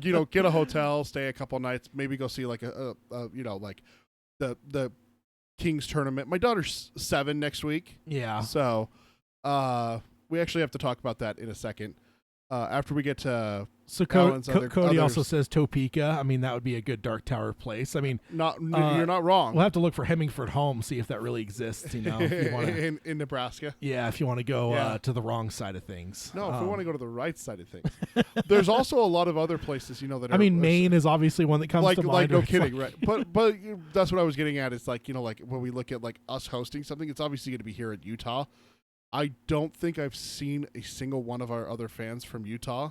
No, I think maybe one. I can't remember. Yeah, I can't remember. So it would be quite a bit of travel for someone to come here just for us. Yeah. But I mean, if there's any way that me and you could do like a convention somewhere, Orlando, New York, San Diego, I mean, I'm not saying no. Yeah. I would totally throw my hat into doing something like that, and then just do a meet up there. Yeah. Because the group that I'm a fan of, it's called Achievement Hunter. It's a stupid gaming group online. We've talked about this. They do that themselves. They go to San Diego Comic-Con. They have a couple guys there to do like new stuff, but then they actually have like a party, and their fans come to that. Yeah. And they rent something out away from the convention and everything like that. So if something like that ever came across our board, I'll tell you right now, 100%, I'll find a way. Yeah, and that's probably what my disposition would be as well. Yeah. I don't want to make you guys come to us. That feels way too self-centered of me to be like, yeah, spend all of your hard-earned money to come see me. Yeah. Pay me to get into my back. This goes back to the podcast topic that Tad brought up early in this episode. We're not in this to make money or anything like that. We're in this just because we're just big fucking nerds. That's what we are. Yeah. Palaver with Tad expanded to that just because he needed an outlet for other things. Literally, that's what it came down to, is that he had the outlet for Stephen King here, but Star Wars, Simpsons, Terminator, all that other stuff that he's a fan of, Game of Thrones, he hasn't even like exposed the tip of the iceberg yet for the stuff that he's a fan of. I've been having to like hold back really hard on not doing a Terminator episode just because the new movie's coming. So I'm just like, let me get closer to that. I gotta wait. I gotta do a whole thing on the whole series and everything like that. Yes, absolutely. But I know that stuff that's going to be coming from Tad is going to be stuff about Breaking Bad. We have just El Camino just dropped. I saw your Facebook post about it. I'm sure there were some tweets about it as well. And actually, there was one Dark Tower related.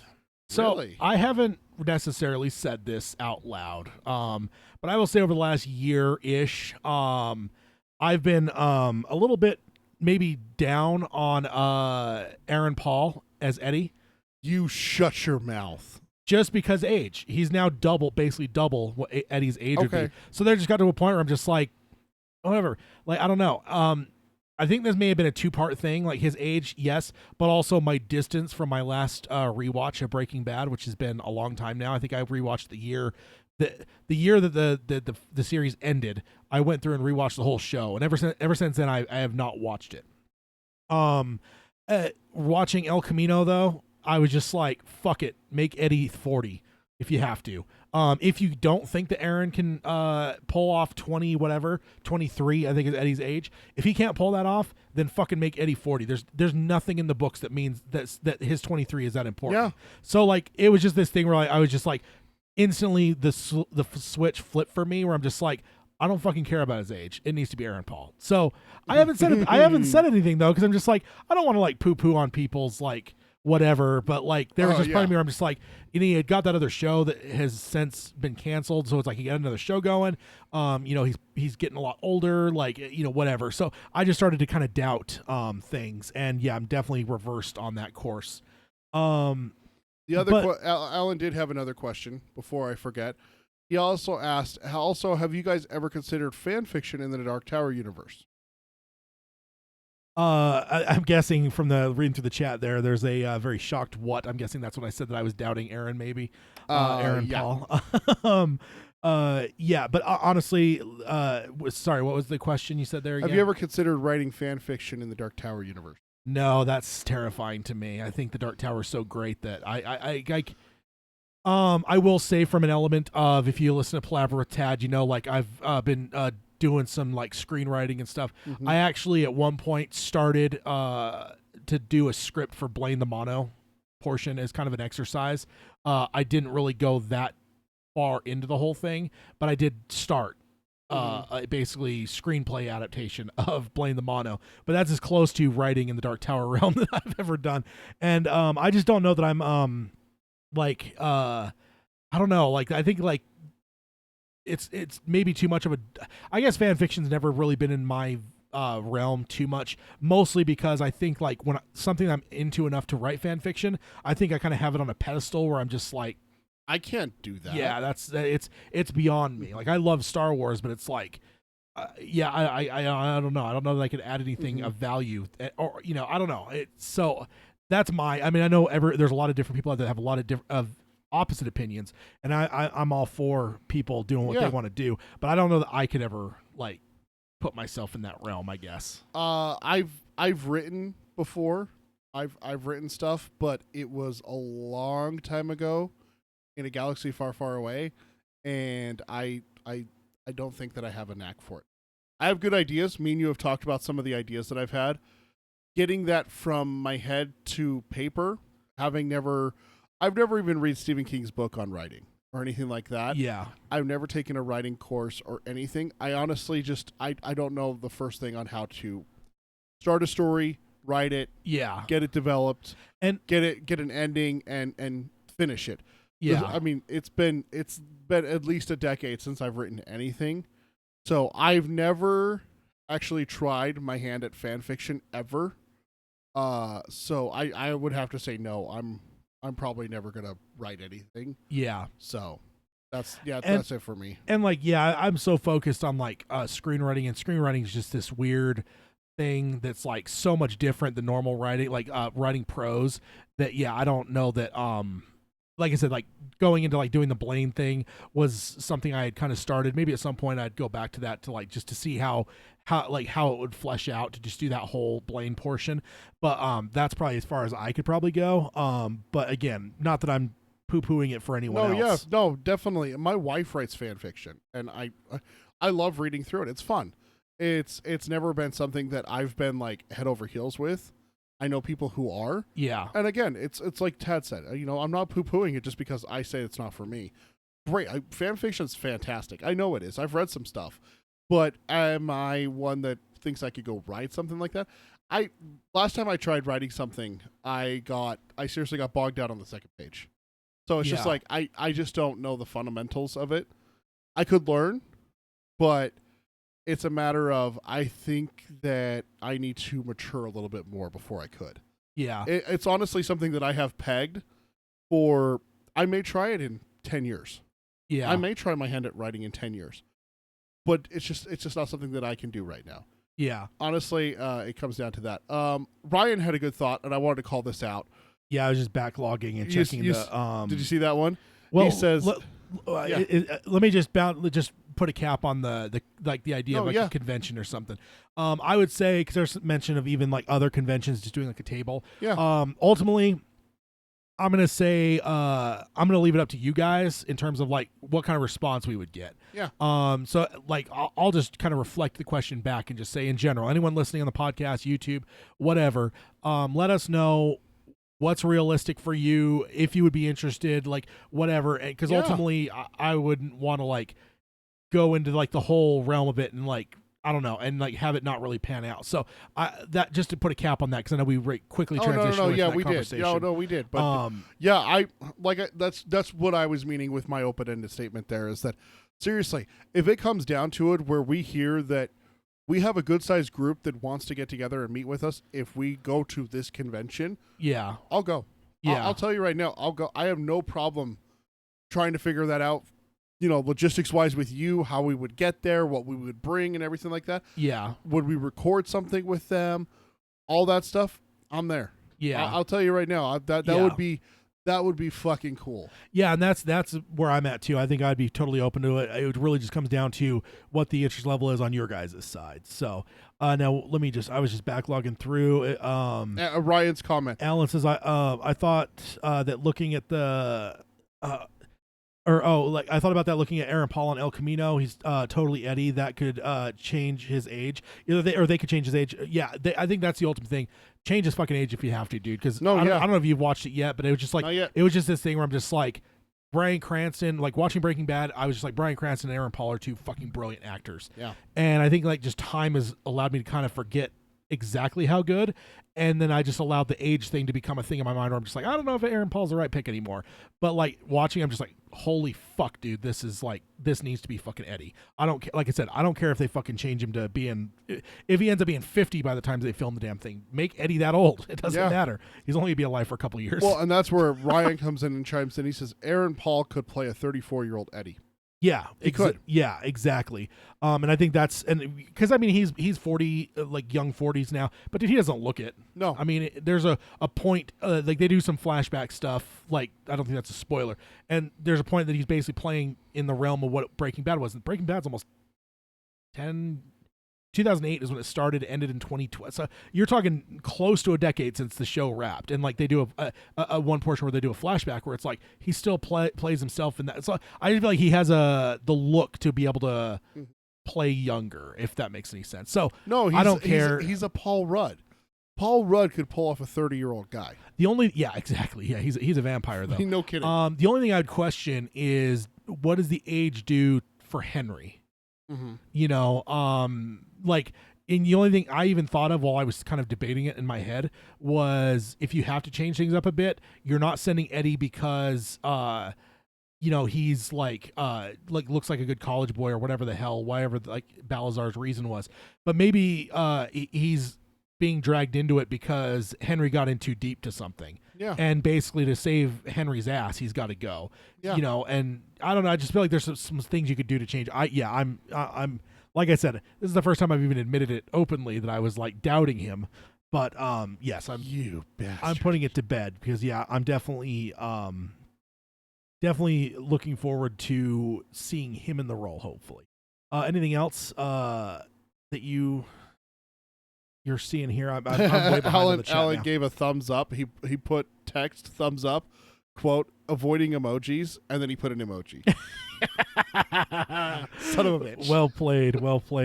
And then he says, oops. Agamorphy says today's tech can make people look younger. Mentions Will Smith and Gemini Man.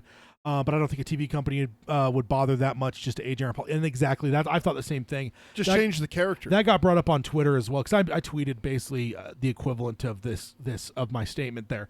And there were some people that mentioned that, but I'm just like, why not just make Eddie older? Like he doesn't need to be 23. Like there's nothing that is that intricate to the story that necessitates keeping him. Literally the only time I think that it ever comes up in conversation in the book of any relevance whatsoever is that Susanna mentions one time that she's like twice his age.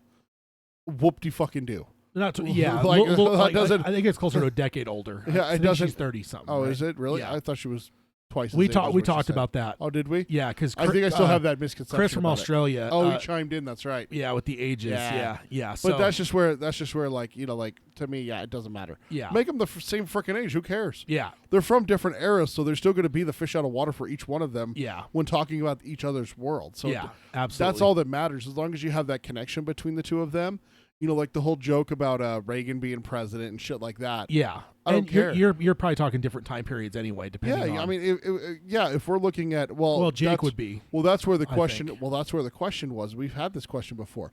Can you change Susanna from the race? No, I don't think you can with her, and I think Eddie, you can move him into the 90s though, Yeah. just as easily as he was in the 80s for the book. You can move him into the 90s. Jake can be from whenever. I mean, you get into the whole thing with Jack Mort, right? Like, is he Yeah. going to be affecting both, or you can have him being really young when he does something there, and he's like a freaking withered old man by the time he does something. I mean, there's a number of things you could do to like whatever, but yeah, Mhm. there's a lot of things they can do, but after a number of tangents there, let's go ahead and jump on to the next article. Yeah, sorry about that. That's fine. I enjoy them for sure. We love tangents. And you mentioned Breaking Bad. That's the only reason I got to bring that up because I mentioned it on Twitter and I didn't put it in the notes. Yeah. So the next one here is the Stephen King cinematic renaissance could really use Frank Darabont. Fuck yeah, I could. Okay, so the story here though for Peter, I actually tweeted like I think the day before this article got posted. I'm like, God, I wish Frank was doing a new, because like basically it came down to I was just like, man, like I made that board in the last roundtable episode where we covered all the things, and I'm just like, it's basically to a point now where there's nothing left of King's that is not taken. Now there's some stuff The that does. Institute already has like movie rights. And stuff it's going to be a signed, right? show. Yeah. Yeah. So it's like, there was just part of me that thought to myself, well, I mean, the shitty part of that, there's some that don't have directors, I will admit, but there's nothing that isn't locked down by someone. Yeah. And is any of these people going to bring Frank in? Because like there's just part of me. It's like, God, I would love to see Frank back in the King universe. Oh, and yeah. then the next day, this article came out where I'm just like, I tweeted, I'm like, look at this, like I just said this. So Tad, they're tapping into your brain, yeah, pretty much. But yeah, stealing your thoughts. yeah, but let's go ahead and read this because I think this is illuminates some stuff that I didn't know. Yeah, let's see. Oh no, Alan, don't apologize. No, we love tangents. Yeah, tangents are awesome. I just segueing out of them is definitely sometimes easier than others. But so yeah, this is by Randall Colburn from the AV Club on September 23rd, 2019. This has been 12 years since Frank Darabont directed a movie, but the epilogue he left viewers with it still stings. And then again, this is the point that if you haven't seen The Mist, maybe stop listening for 30, 40 seconds. Until we change the slide. Well, no, because this next block of text Oh, here. okay. It says, The Mist, his 2007 adaptation of King's Lovecraftian novella of the same name, ends with our hero David Drayton, Thomas Jane, euthanizing his fellow survivors, That's one way of putting it. including his 8-year-old son, in the face of what appears to be certain death. As he prepares to sacrifice himself to the creatures of the mist, it suddenly dissolves. The cavalry has arrived. The day is saved. He killed his son for nothing. He screams. The movie ends. It's gutting, gasp-worthy swerve that is even more shocking when you remember that it came from the guy that brought you the Shawshank Redemption. And then he says in parentheses, that soul-warming ode to hope. Maybe the best of things, which just turned 25 today. So it's on the anniversary of Shawshank. Hey. But yes, but to me though, the ending is why I love that movie. It is so fucking good because I mean the whole movie's good, but the ending is what makes it that's what makes it stand out. Yeah. Alan says he can keep tangents going for days. Yeah, and we can't. I mean, yeah. This is only a couple hours here. Yeah, so. we're with you, Alan. Like you see how bad we are at this. I mean, shit, the last book club we ended up tangenting. Fuck yeah, we did. We usually don't do that on book clubs, but it happens. But yeah, so this goes on and says, oh, okay. And this is actually a quote from Frank Darabont. He says, I knew that it was going to be a love it or hate it ending, but I thought sometimes you just got to go for it, Darabont told the AV Club. Besides, he said, it feels true to Steve's work. King agreed, telling him that he had wished he had thought of the ending himself, and then that, of course, turned into a challenge to find somebody willing to fund the movie, because, of course, everyone wanted to change the ending, he said. So I didn't know that. That's Oh, interesting. wow. That it caused him funding issues, which, yeah, I mean, I can only imagine how many studios were just like, oh, yeah, we love it, but you got to change the ending. Yeah, we're not doing that. And then it says in parentheses here, King stuck by his endorsement, later calling the ending such a jolt, wham, with an exclamation. Yeah. So, very good way to explain it. It says, Darabant's doggedness is a stuff of legend from his well-publicized budget struggles with AMC over The Walking Dead, which he developed, to the decision to turn down a shitload of dough so that a relatively green 33-year-old could direct Shawshank himself. I don't know if you know the story on that, but he wrote Shawshank. Adapted Shawshank. He wrote the screenplay. He wrote it, though. I mean, there's a lot in the screenplay that is not really that. It's a short story. In the short story. Yeah. So in a lot of ways, he wrote it. Basically, the story on that, because I just heard this on the screenwriting side of things. Because again, I'm looking at it a lot. I'm listening to a podcast really heavily that's from screenwriters, including one guy that did a number of Tim Burton movies, by the way. They mentioned this story because Frank at 33 got this script, and apparently there was one studio that apparently offered him 7-8 figures for the script, but the caveat being that he couldn't direct it. Ooh. And apparently he ended up sticking with his guns and saying no, and I think he ended up getting paid 6 figures, so you're talking knock a couple zeros off of his payday just because he wanted to be the one to direct it. And I mean, glad he did, right? Because legacy wise. But dude, can you imagine being a dude that hasn't broken into the industry that heavily? Yeah. And having like that kind of check in front of you, yeah, and saying no because you wanted to direct it. But it's a pretty legendary story. So the fact they kind of touch on it here, it's like, great job, Frank. That's awesome. To holding on to it. It says to engage with his career is to feel not just the gravitas of his vision, but also the forceful yet precise touch he brings to the adaptations. Like a strong man bending a lead pipe into something knotty and rigid, he retooled King's simple novella, Rita Hayworth and Shawshank Redemption, into a complex work of powerhouse cinema. Although his friendships between convicts Andy, Tim Robbins, and Red, Morgan Freeman, hews close to the novella's depiction, Darabant's pen gave us the indefinable villains as Warden Norton, Captain Hadley, as well as the endearing cautionary figures of the good-hearted Brooks and the doomed Tommy. So I mean, that just to put a point to like how much he brought to the story and added to it. Yeah. It's one of the few films that even King faithfuls would agree approves upon the source material. And yeah, I don't think that any of us would disagree. It goes on here and says it also is the kind of bold, thoughtful, and deeply reverent adaptation that could only come from a lifelong fan of King's work. Darabont got into the author, it turns out, the same way that many children of the 70s and 80s did, via mail order book club. Oh, okay. I don't know if you're familiar with this, but he actually gives us a little story here, which is kind of interesting. Okay. He says if you didn't want to buy the selection, you had to send the card back and let them know that you not to ship it. And I was a flaky teenager in high school and forgot to send the card back, he explained. Then they shipped me, purely by mistake, The Shining. He meant to mail it back, but couldn't stop himself from flipping through it first.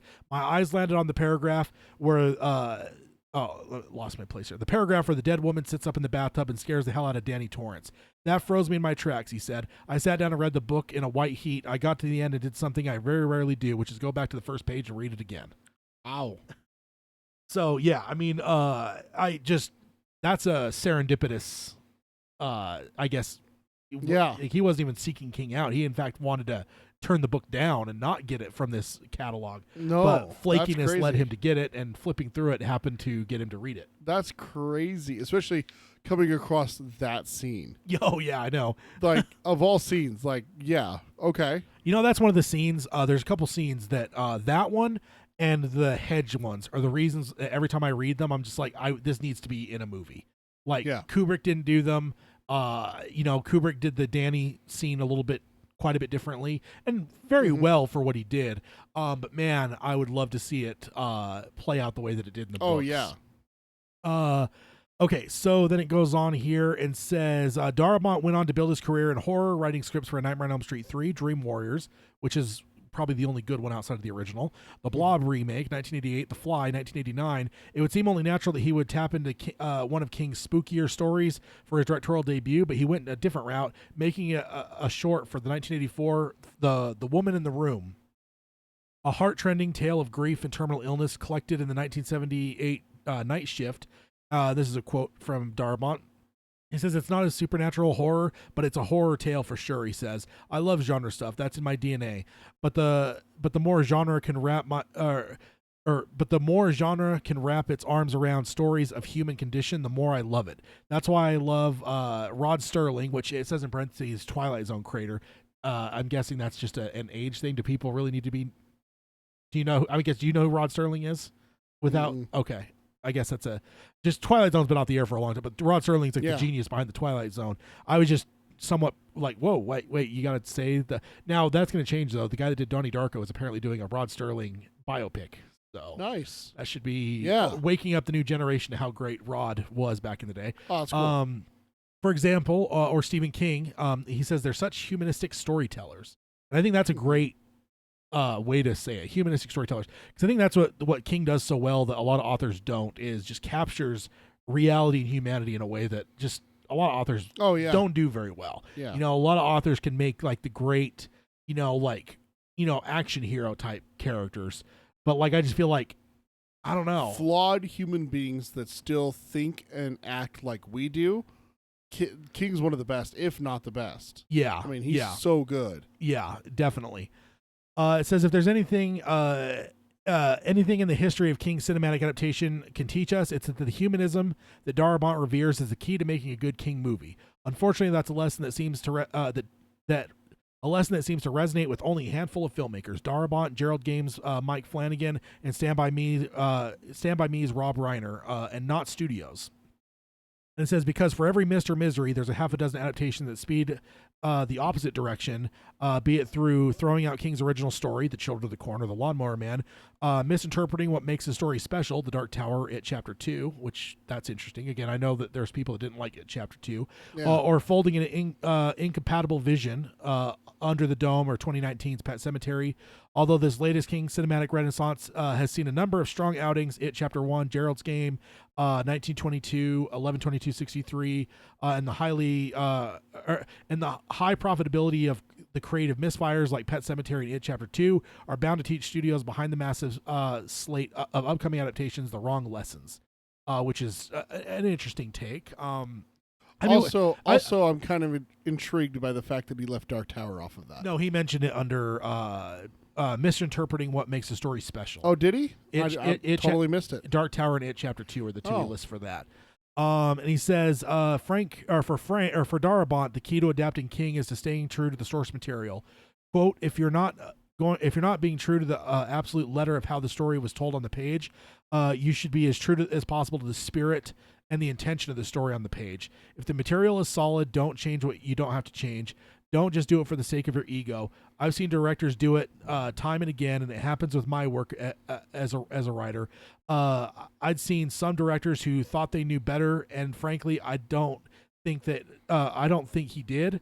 The only person who knew better was Steven Spielberg, and I don't know what the story is on that, but Steven Spielberg is one of the greatest creative minds of our generation. So I would imagine giving him a pass. I think that's answering the question why we haven't seen Frank writing or directing anything, is because he can't stomach the studio involvement. Yeah, it gets a little bit more into it here. There's once upcoming project Darabont knows well, The Long Walk, is based on a short novel by King's, first published in 1979. Scary Stories to Tell in the Dark director Andre Overdahl will direct it for New Line, but that wasn't originally the plan. For years, Darabont held the rights for the story, which centered around punishing contests for teen boys in a dystopian future, but when they lapsed last year, he let them go gracefully for no other reason than tiredness. Following his contentious dismissal from The Walking Dead in 2013 and the disappointment of TNT not renewing his latest project, Mob City, for a second season, he needed to get away from Hollywood for a while. And then it says here, quote, you've seen those old World War II movies where a B-17 comes in and it's all shot up in one engine and there's only one wheel and the belly lands on the runway? That's what I felt like. I felt like that B-17 at the end of the incredibly fortunate run of work I did. And so when somebody said, hey, are you going to do the long walk or not? I said, you know what? Let somebody else do it. It's not fair to somebody else who might want to do it. So that's interesting. I mean, there's been some people even on Twitter recently that have been commenting that they're kind of sad that Darabont wasn't still doing the long walk. Yeah. Have you read that one yet? I know. Yeah. Okay. Yeah. Yeah. So it goes on and says, it's still long, or one still longs for Darabont's singular ability to translate kings cinematically, a skill that's proven elusive for so many. With the Shawshank Redemption and the Green Mile, the filmmaker excelled at illustrating the bonds that can crystallize between men in extraordinary situations. The Long Walk, a story of teenage boys confronting themes of friendship, competition, and sexuality as death looms, would be a perfect fit for his sensibilities, which I can't disagree. No, yeah. It says he did offer a few tantalizing details about his vision for it and says he wanted to have it a documentary feel. He envisioned some of the characters wearing GoPro-style cameras that would be rounded out with more conventionally shot footage. And, quote, and you can just imagine the amount of footage that you would get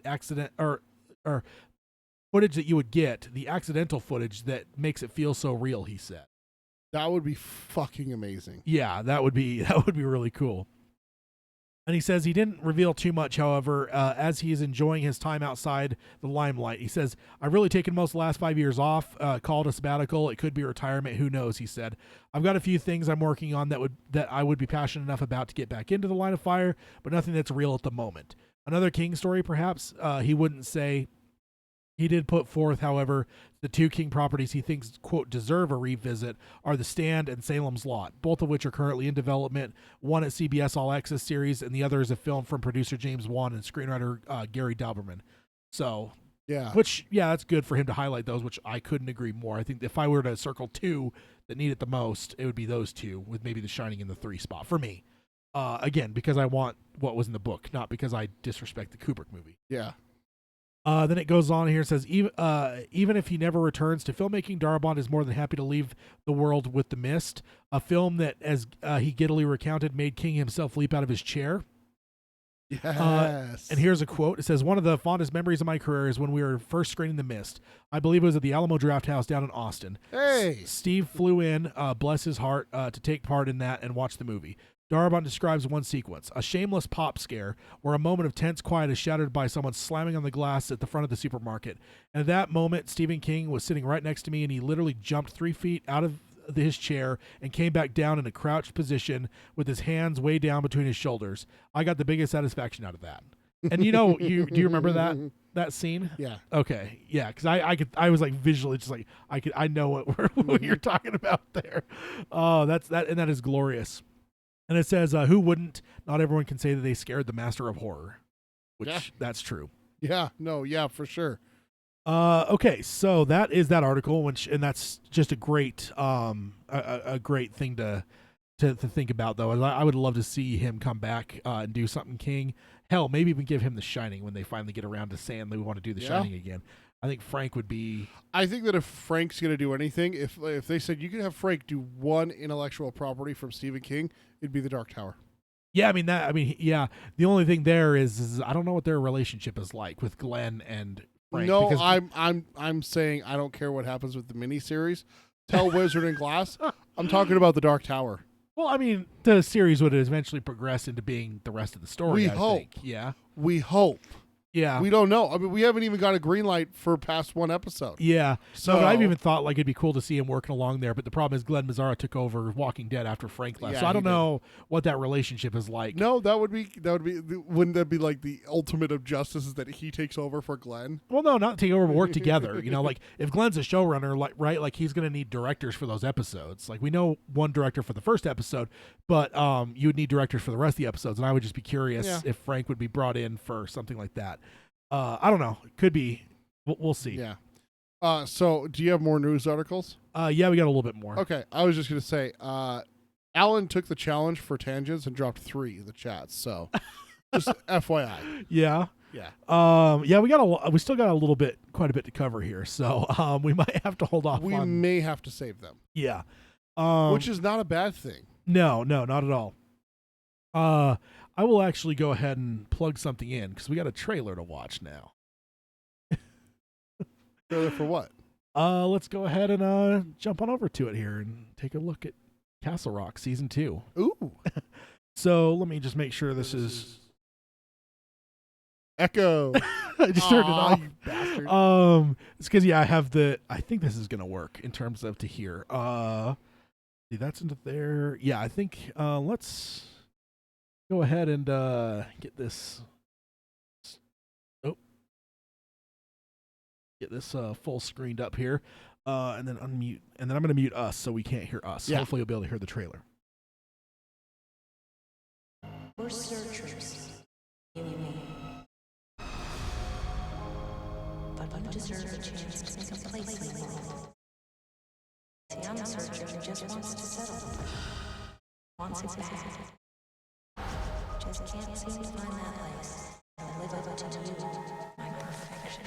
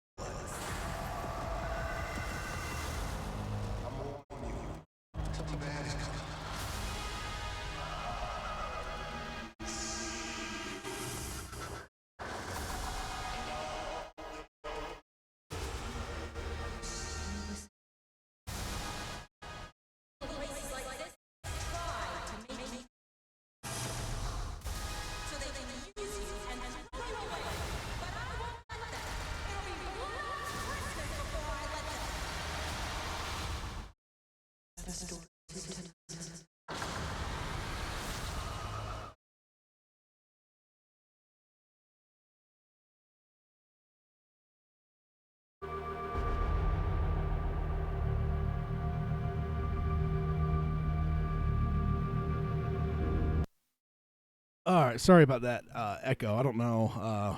I can't. I think it's the exact same way we've had it set up before when we've done audio clips, but Yeah, I don't know what's causing that. yeah, I don't know either. Sorry about that, guys. But yeah, you can still kind of get the gist of it, though. Yeah. There's quite a bit there. Jerusalem's Lot, the Marston House, obviously Misery.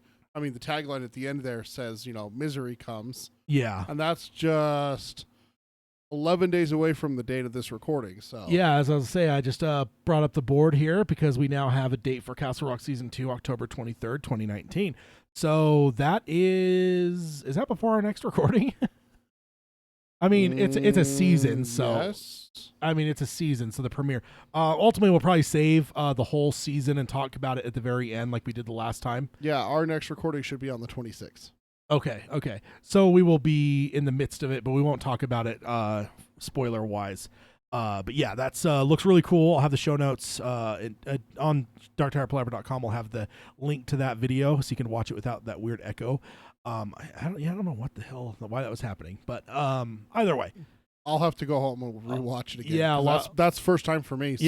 Yeah, I watched it this morning because I saw that. Did that drop today? No, it dropped a while back, but I avoided watching it. Really? I yeah. totally missed it. Yeah. So I don't know what it is, dude. I'm missing so much when it comes to like entertainment news. Yeah. I don't know what it is. Well, you pulled off but of a few of the subreddits. I did. I mean, I did. I pulled off of television. I pulled off of movies, just so I could have things for Dark Tower not get spoiled. Yeah. And everything, but it's just like it's causing an effect, man. I'm gonna have to start relying on you more to be like, hey, Doctor Sleep trailer 3 dropped, by the way. Well, there comes a certain point when you gotta stop watching trailers, right? I don't know. I don't know. Okay, so yeah, that's awesome, and like I said, we got a date now, so that'll be on our big board here for release dates. Yeah, we do have there's still a little bit to go. This will be a little bit of a longer episode. Hopefully everyone is okay with that. Maybe not almost 4 hours long like the last one, but it'll probably be a little bit long. Okay, so next up is The Stand news. The Stand, Nat Wolff joined CBS's all-access Stephen King adaptation by Denise Petsky from Deadline on October 1st, 2019. I don't know. Do you know this guy at all? Mm-mm. Okay. He's done a little bit. He had some Disney-ish whatever show when he was a younger person. Oh, okay. He was a big one that I saw that intrigued me was he did The Fault in Our Stars, which is the movie that Josh Boone was kind of made famous. okay. Made famous for. Okay. So that's maybe why he's got a role here. But let's go on over to the old thing here. Any guesses? Honestly, here's where the problem lies. I don't remember who we have so far. Yeah, that is. There is actually an article I found like Yeah. an hour before you got here that was like kind of breaking down like why does everyone that's in the stand look familiar, and it just basically tells you like who they are, what they came from, or whatever. And we'll cover that, but not in this episode because I already knew that this episode would be stuffed full. Yeah, so. we already have a herald, don't we? I'm not gonna say. I'm not gonna Yeah, say herald. yeah. We do. We have Harold Man, already. he's so like he's younger, and I can't think of anyone else that. Alrighty. Not unless he's playing like Campion. No, he is playing Lloyd Henry. Holy shit! All right, okay. I mean, younger.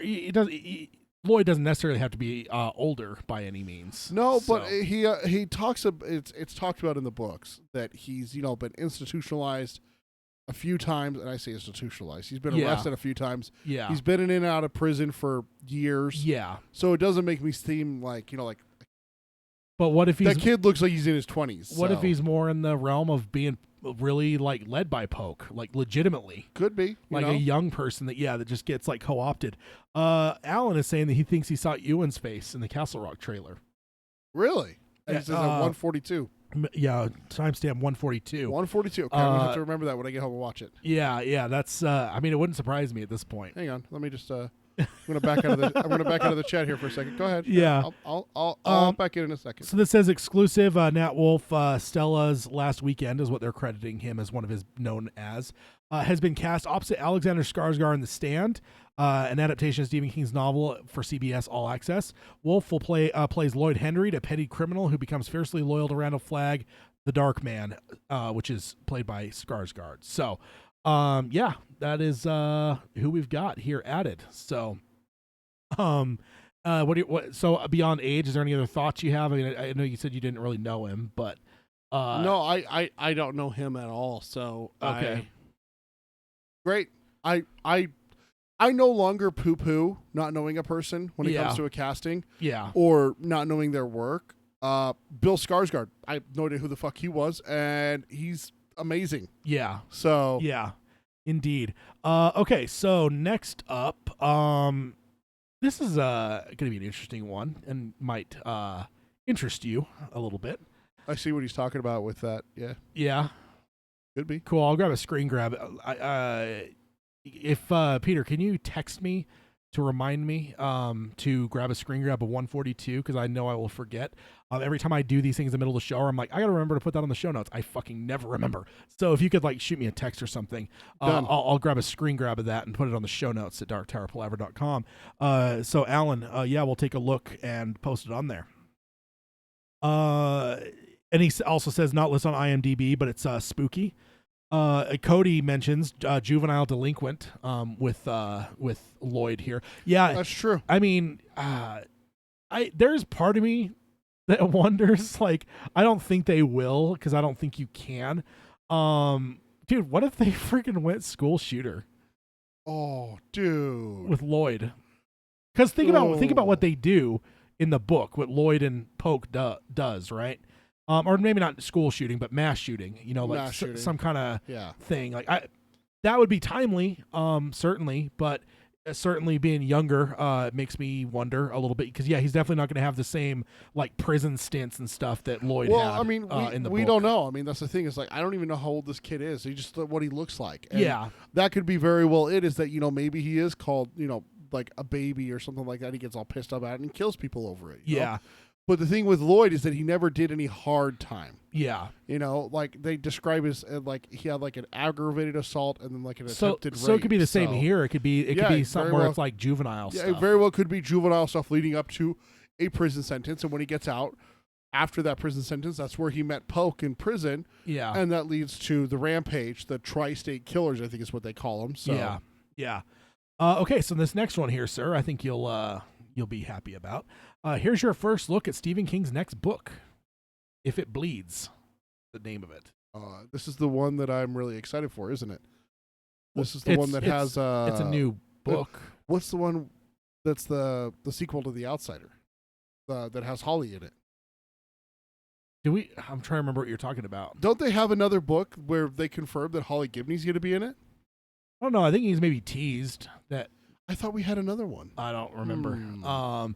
But either way, Help me out here, chat. I swore we had another one coming after, because we talked about it, that Holly's going to be now in 5 books, which is right up there with After Dark Tower characters. Going to be right up there. Maybe. Doesn't that sound familiar? About. Maybe. I swear we had one. But anyways, go on. What's this one? So David Canfield from Entertainment Weekly on October 3rd, 2019 says, started Stephen King's The Institute yet? Because if you haven't, you better get going. The horror master is already gearing up for the release of his next book, If It Bleeds.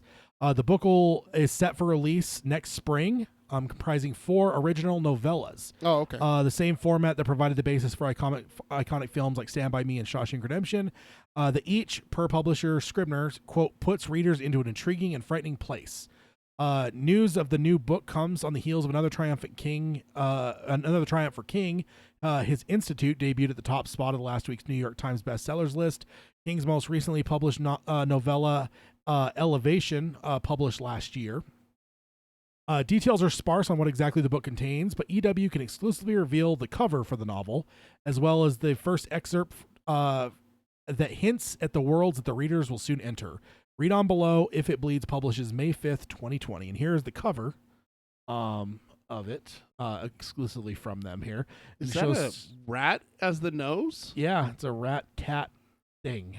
So, indeed. So the excerpt here is fairly interesting. Yeah. In January of 2021, a small padded envelope addressed to Detective Ralph Anderson is delivered to the Conrads, the Andersons' next-door neighbors. The Anderson family is on an extended vacation to the Bahamas thanks to an endless teacher strike in the Andersons' home county. Ralph insisted that his son Derek bring his books, which Derek termed a grotesque bummer. The Conrads have agreed to forward their mail until the Andersons return from to Flint City, but printed on the envelope in large letters is "Do not forward, hold for arrival." When Ralph opens the package, he finds a flash drive titled If It Bleeds, presumably referring to the old news trope which proclaims if it bleeds, it leads. The drive contains 2 items, one folder containing a photograph and audio spectrograms. The other is a kind of report or spoken word diary from Holly Gibney, with whom the detective shares a case that began in Oklahoma and ended in Texas, in a Texas cave. It is a case that changed Ralph Anderson's perception of reality forever. The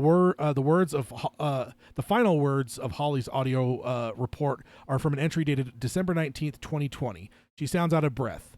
I have done the best I can, Ralph, but it may not be enough. In spite of all my planning, there's a chance I won't come out of this alive. If that's the case, I need you to know how much your friendship has meant to me. If I do die, you choose to continue what I've started, please be careful. You have a wife and son. And then in parentheses, that is where the report ends. And okay. That is the end of the excerpt. Yeah. But I don't know. It's not a novel then. Yeah, I think that King's hinted that Holly is probably not done. Okay. But I think that's all that I recall.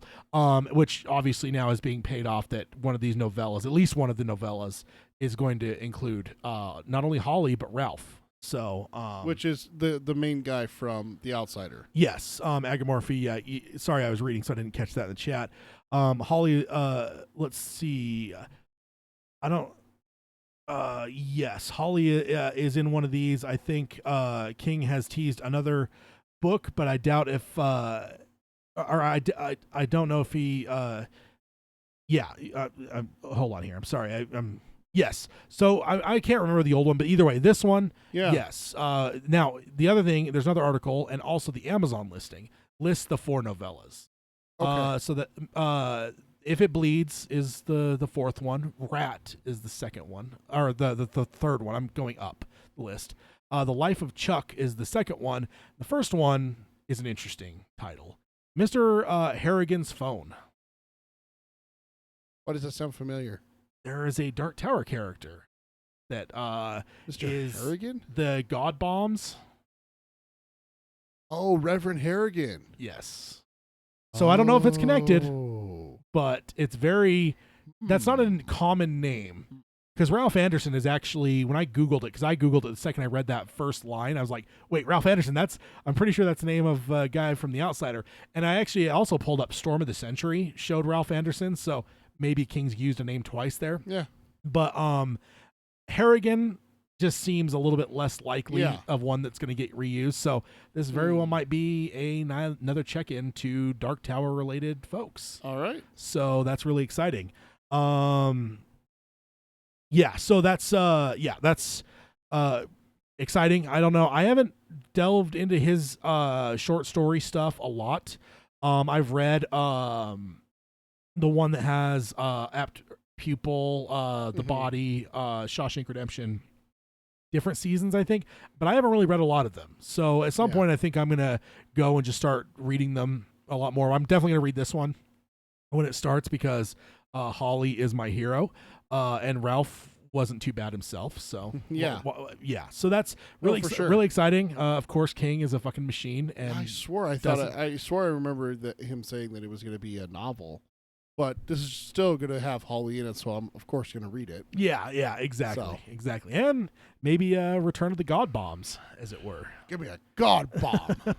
Okay, so next up, The Stand is adding more people. Eon Bailey, Catherine McNarma, and Hamish Linklater joined CBS's All Access Limited Series. And this is by Eric Peterson. And I have to point out that this Eric spells Eric with a K, and then Peterson is one of those names that gets spelled. That guy has probably had his name misspelled more than maybe even me. From Deadline on October 11th, 2019. So let me see here. So Eon Bailey, Once Upon a Time, Catherine McNarma, Arrow, and Hamish Linklater, Legion, have been cast in The Stand, CBS All Access Limited Series adaptation of King's classic novel. So let's jump on over to them here. Now, I actually forgot to look up who Catherine McNarma is on Arrow. I was going to say, we watched it I was for actually, a while. So. I was actually going to look it up, but then I completely got sidetracked and I didn't actually go back and look it up. So, hey, what's up, Mark? No, don't worry about being late. Oh yeah, putting drawers together. Yeah, that's very can be very difficult. IKEA is a nemesis of mine, and they usually make their shit easy to do. If I go anywhere else, it's like it's like a half a bottle of bourbon night if I have to put together something.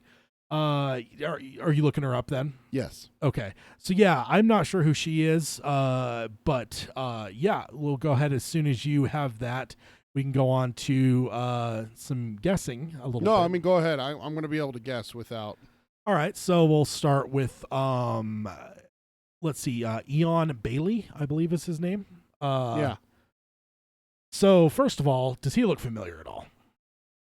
Little bit. I watched Once Upon a Time when it first came out with my wife. Okay. So I know him from that. Okay.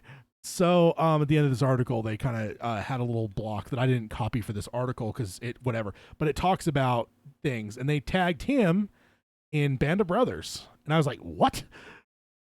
And once they said it, we love me and you both love. Yeah. Band of Brothers, Once they said it, I saw it right away. Are you not seeing it? Band of Brothers. Is that Webster? It is. Fucking God. Me, it was just like one of those things where once it got pointed out, like once they said Band of Brothers, I'm like, wait, what? And I Googled him and I found this picture and I'm like, God, that's fucking Webster. But what do you think for Mr. Webster? Dude, It is getting harder now because you've got a lot of the main and big players I out. also don't remember. Like I said before, I honestly don't remember who casting for. Yeah. So do we have a Stu? Yes. Okay, we have a Stu. We have a Larry. I know we have a Larry. Yeah. And Mark, we have a Nick already. We have a Nick. I got nothing. Okay. It's a little bit more obscure character. Teddy Wyzak. Hey, okay. So obviously made famous by being played by Mr. King himself in the original series. Bailey played Teddy Wyzak, a super flu for survivor and member of the body crew, alongside Harold Teague in Boulder, Colorado. So yes, we already, and so we do have a Harold.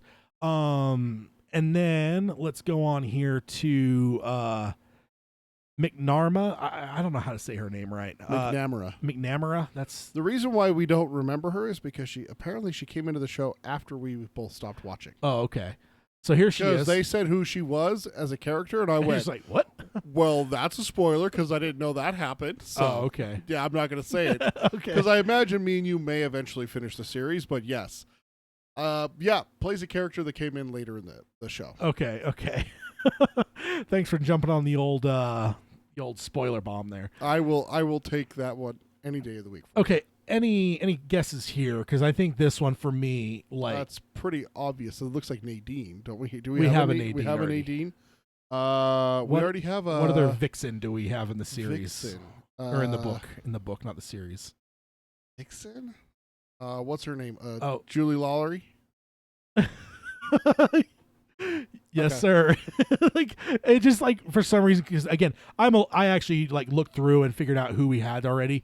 So when I saw her, I'm just like instantly, I'm like, dude, this has to be Julie. Like, yeah, it just has to be. So yeah, that is who she is. Now this last one, there's no guessing game involved because he is not in the book. This is Hamish Linklater. He's playing Dr. Ellis.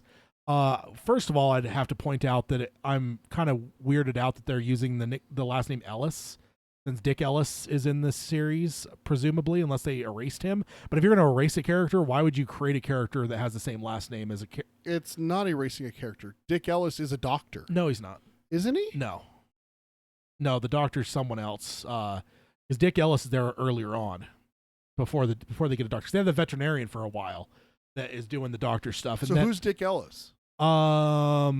I'm not sure. I'm off the top of my head, but I know it. So let me just read you this here. So Linklater is set as Dr. Ellis, a military colonel and infectious disease specialist who dreams of being the hero who stops the super flu. So I kind of wonder if he's going to be kind of a character amalgamation of like Sparky and who's the guy that Ed Harris plays? I'm blanking on his name now. The Colonel. I just remember him as the Colonel always. I don't remember his actual name. Yeah, I'm blanking currently. Sparky, I remember. But so I'm wondering if he might be kind of like a replacement for Sparky. Like, because wasn't he more? Dick Ellis is the power plant guy. Yeah, he got the power on. That's right. He's That's the right. power. That's He's right. the power. That's He's the right. electrician. The power That's guy. right. So yeah, it's Yeah. just it's weird to me that they're using the last name Ellis since Dick Ellis already exists. I mean, maybe it's hard to come up with last names that don't already exist in this book because there's so many fucking characters. Agamorphy. Sorry, Yeah, yes. the woman I in the just saw that drugstore. Yeah, she's the one in the drugstore. She's also the one that eventually recognizes Ralph. No, Not Tom. Ralph. Tom. Tom Yeah, Cullen she's and- the one that tells Tom Cullen that Pepto-Bismol is poison. Yeah. I forgot to read her thing. McNamara is Julie Lowry, a small-town girl with a wild side who's one of Lloyd Henreid's conquests in Las Vegas. Because, she also ends up romantically involved there. So, yeah. Wait, what? What? She doesn't end up with Lloyd. Yeah, I think... No. Because She goes and talks to Lloyd. That's it. She never ends up with him. I thought she was with him. No. So Catherine McNamara was also in Maze Runner. I grabbed just to see. This guy Hamish Linklater is also in the Marvel show Legion. He was also in Fargo, the TV show. Oh, okay. And then I also mentioned Band of Brothers for Eon Bailey. So Just because we love that show. yeah, I mean, like that's Webster. that's I always just- kind of liked Webster. You knew this. Like I always Yeah. kind of liked him. yeah. Okay, so let's go ahead and jump on over to odds and ends. Yeah. We got odds and ends, and we got a palaver thing, and then we'll grab an email. So yeah, we'll be a little bit long, but probably not too terribly. So EJ Bocan, as a matter of fact, you brought him up earlier, actually had an Instagram post that was interesting. Shows his Dark Tower, but the header there, his description says the Dark Tower in its final showing for 2019 at Brick Universe in Knoxville last weekend.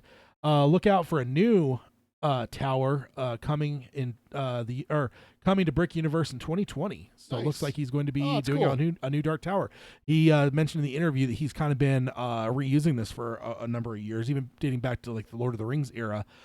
So pretty cool. He's making another one. So EJ, if you're listening, can't wait to see it. And That's awesome. yeah, maybe talk to you when you have it done, and we'll talk about it a little bit if you're so inclined.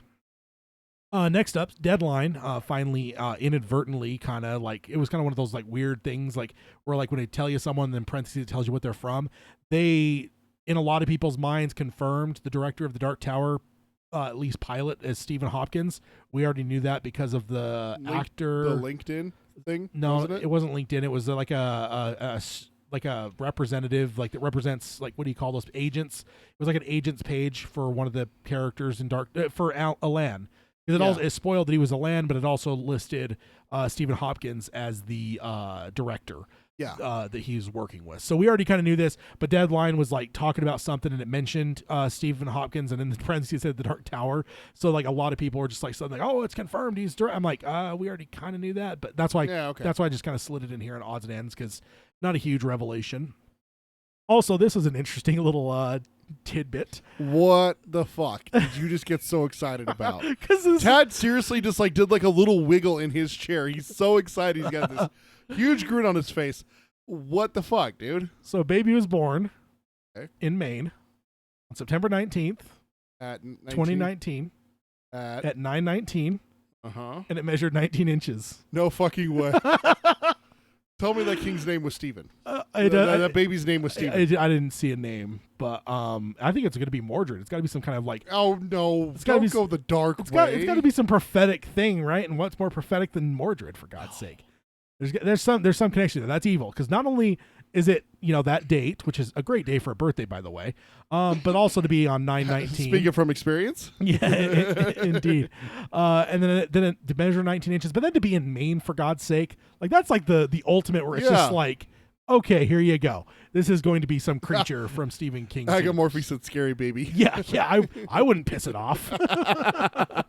That's for sure. I'm like, no, thank you. I just thought that was really fun, just because, like, what are the odds, man? Yeah. Like, again, to be in Maine, too, because if it was just, like, in some random place, like, whatever, like Portland, Oregon or something, like, okay, whatever, like, kind of cool. But, like, Maine just gives it some credibility where it's like, okay, it's the state. It's the king state. Yeah. That should be on their license plate. It should just be the king state. King state. Yeah, no kidding. I have an odds and end. Okay. So I wanted to throw that out there before you moved on to emails. Didn't know if you were at the end of yours or not. No, I got a couple more. Okay, go ahead. Uncle Stevie hit his 72nd birthday since our last episode. Birthday, Stevie. So yeah, which again, 72, and he's about to put out another thing of short stories. Like, the dude's just a machine, man. Like he really is. So happy late birthday to Uncle Stevie. And then last up for my odds and ends here is new Dr. Sleep posters. Yeah. I don't know if you've seen these yet. Nope. Oh, Alan, I don't mean to like badmouth Oregon. He says he's from Oregon. I'm just saying in terms like for the baby itself, like same as Utah. If it was from Salt Lake City, I'd just be like, all right, cool. Like it would be really cool that it's September 19th and 9/19 and 19 inches. But if it's from Salt Lake, it's just like, all right, cool. But like just with it being the fact that it's in Maine, that's just like elevates it where it's just like, and it could even be other king places. It wouldn't be that great if it was Topeka or if it was Las Vegas, or New if York. it was, the institutes in South Carolina at one point, like just there's any number of places, the king places. Yeah, New York City, like none of it would matter. Maine, though, there's something there that's like there's something evil about that place, and mostly Stephen King. So these posters here, obviously, very thematic. So good. Yeah, I do like them, but there was actually something I posted on Twitter. It turned into a conversation where I said, I think I'm kind of like, they're overdoing it with The Shining, in my opinion. Mm-hmm. And a lot of people answered, of course, normal things. Well, it's for normal people. There's just part of me, though, it's like, at what point do normal people already know that it's a fucking Shining sequel, for God's sake? Mm-hmm. And one person tweeted, they're like, why don't they just call it The Shining semicolon and Dr. Sleep, or colon, So I love it because it's not like the shitty posters that we generally see nowadays. Like, I'm not a fan of modern posters. So it's kind of cool they are throwing back a little bit because it ends up with maybe better posters. But there's just part of me, it's like, my God, guys, let this be its own thing. Like, King didn't even do this much, like, in his publication of the book, and like, or his publisher didn't use The Shining as hard as this, like, the advertising campaign. Because I mean, like, just every trailer, every poster, everything I'm seeing, it's just like, it just hits really hard. Because I really don't feel that Mike Flanagan, I mentioned this in my tweet too, I don't think Mike Flanagan made the movie as heavy in The Shining as we're seeing from the trailers. I think we've probably seen a majority of what we're going to see in the movie. There might be a little bit more, but I feel like a lot of the quote Shining references I think we've seen in the trailers. I don't think that Mike's going to sit there and go like nuts and go like, let's just fucking slop around in fucking The Shining for 2.5 hours. I just don't see that happening. You ever watched the newest trailer, have you? No. Okay. Or wait, maybe I have. The one with what's his name? Finally showing up. Dick? Yeah, Dick Halloran. Dick Ellis is stuck in my head, so I'm like, it's Dick, but what the hell is his last name? Halloran. Halloran, yeah. No, because it's trailers ultimately, right? Like, let's just say every trailer that ever gets released, gets put out, you're probably talking 5-6 minutes of footage versus a 2-hour movie. I just don't think that I think it's the advertising, because advertising is done out of the house. Like, Mike Flanagan has no say in advertising. He has no say in posters. Even the studio doesn't. They outsource this shit. There's companies that their whole business is, we'll make trailers for you. We'll make your poster. We run your whole marketing campaign. And I just feel like maybe the studios told the marketing campaign or marketing people, like, it's the fucking Shining sequel. Make sure everyone knows that. I just don't feel, because of the respect I have for Mike, I don't think the movie's going to be just fucking 2 hours of fucking Shining references. Now, things like cool, like, it has some like Kubrickian shots and like the way he's composing images, stuff like that, yes, but I just don't think it's going to be like fucking Boy Danny and like whatever. I think it's marketing, and it's going overboard in my opinion. But is it going to ruin the movie for you if it is? Just because the Dr. Sleep is so good, it might. Because Dr. Sleep, I think, deserves to be seen the way that it was. Well, okay, but that doesn't take away from Stanley Kubrick's vision of The Shining. So why would it do it for Dr. Sleep then? What's that? What do you Well, mean? you're saying that Dr. Sleep can't stand on its own if it's not No, I'm saying directly correlated with the novel. So if you're saying that it can't be good if it doesn't come across like it is in the novel, but The Shining didn't do that. The Shining changed it, and we've talked about this. It's still a good movie. So that's where, for me, if we're doing a sequel to The Shining movie, which this is, then there should be absolutely references. I'll give you the answer for that. Strictly is that Kubrick's one of the greatest filmmakers of all time. Okay. And I think that's what makes The Shining great. I feel like if any other filmmaker would have done, like, tried to do the Shining, but like discredited so much of the book and did their own thing, they would have bungled it. It would just be a cheesy 80s horror movie that nobody remembers. I think. But at the end of the day, this isn't an adaptation of just Dr. Sleep. This is a sequel to The Shining. Yeah, but I think there's going to be a balance involved, and I just think that like Mike is going to allow the book its place to be what it is. I think this is more like the marketing thing. Like, I'm trying to think of some examples recently of even like the two It movies. Like, we watched those. Like, go look at the marketing of those and then go watch the movies. Like, how similar are they? They're really front heavy with the Pennywise stuff. They don't give you the sense of the humor, the connection of the kids. Like, just, it's all about like, this is a fucking scary clown that's gonna rip your fucking child apart. Like, that's what they advertise versus what we actually saw in the movie was like. And it was refreshing because it was like, okay, cool. They caught, because the book is way more than just a killer clown. Yeah. I just hope that, and I believe that he will because of what he did with Gerald's Game. I think that Mike's going to have respect enough for the novel to allow the centerpiece of the actual movie to be Dr. Sleep and not just like, dancing around going, hooray, we're doing a sequel to Kubrick's movie. I think he's going to have Kubrick stuff in it, obviously. But I think there's a balance, and the balance in the marketing is not there. The balance is just way shifted in the side of The Shining for the marketing, and I just don't think that Flanagan's going to do a movie that way, in my opinion. Well, that's why I'm curious about that, is if it does go that route. Because let's be perfectly honest, there's a lot less closure when you look at the film versus the book. The book, The Shining, the Overlook burns flat. Yeah. It goes. Yeah. In the movie, that doesn't happen.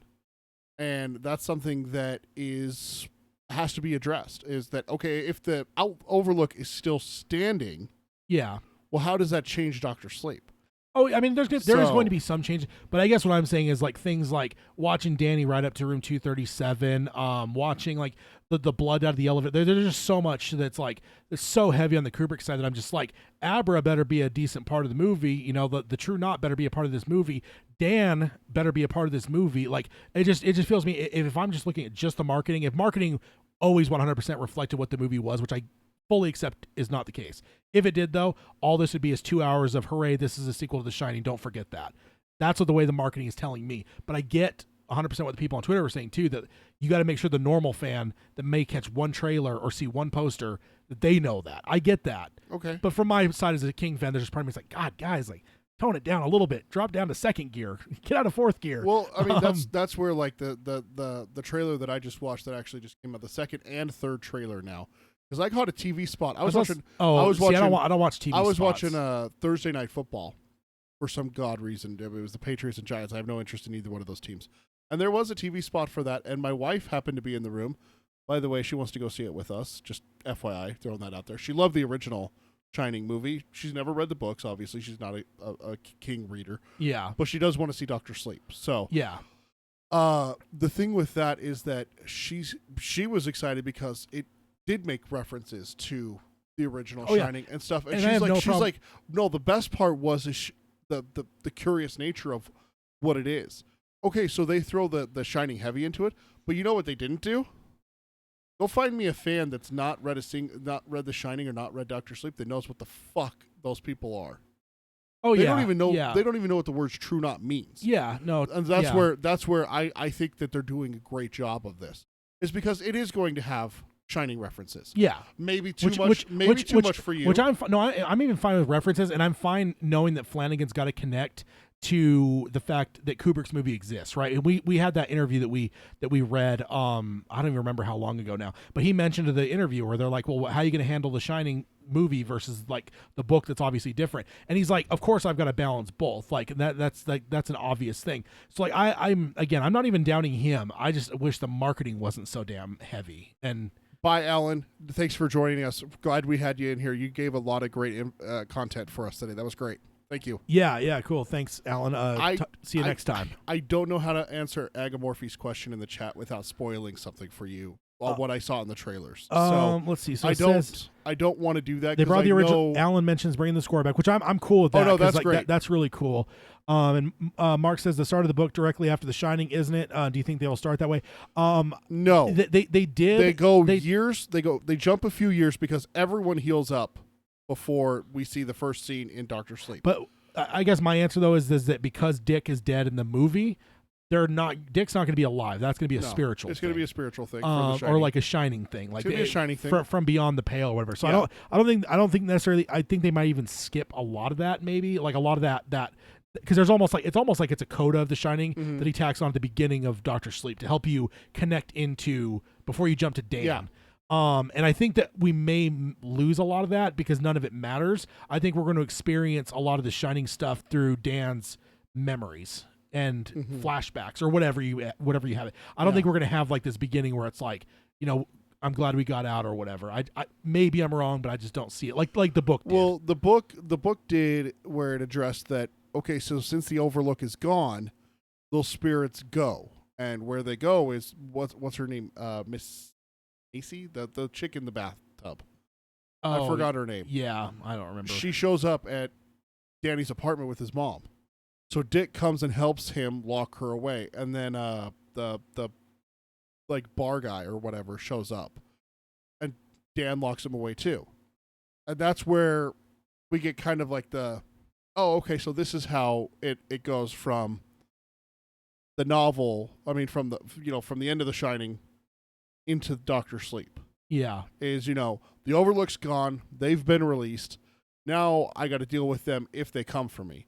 A couple of them do. He locks them away. And I'm sorry, I'm getting into Doctor Sleep here. The difference is, and this is what my point is that the Overlook's not gone.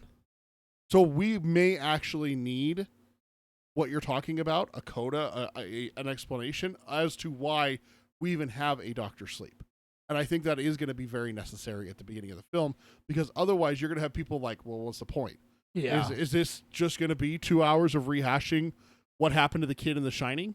No, that's not it. There's another story here. Yeah. And so I think that they're going to start us off, and then they're going to slowly pivot us towards and explain how the True Knot is connected. And I got a feeling they're going to be connected through the Overlook. Yeah. I think that's going to be it, because when you look at the novel, that's where they were. Their campground was built on the ground of the Overlook Hotel. That's where the final showdown took place. Yeah. So it's logically speaking that the final confrontation may be back at the actual Overlook. Yeah. So Yeah. those scenes may not be flashbacks. That may be part of the conclusion there.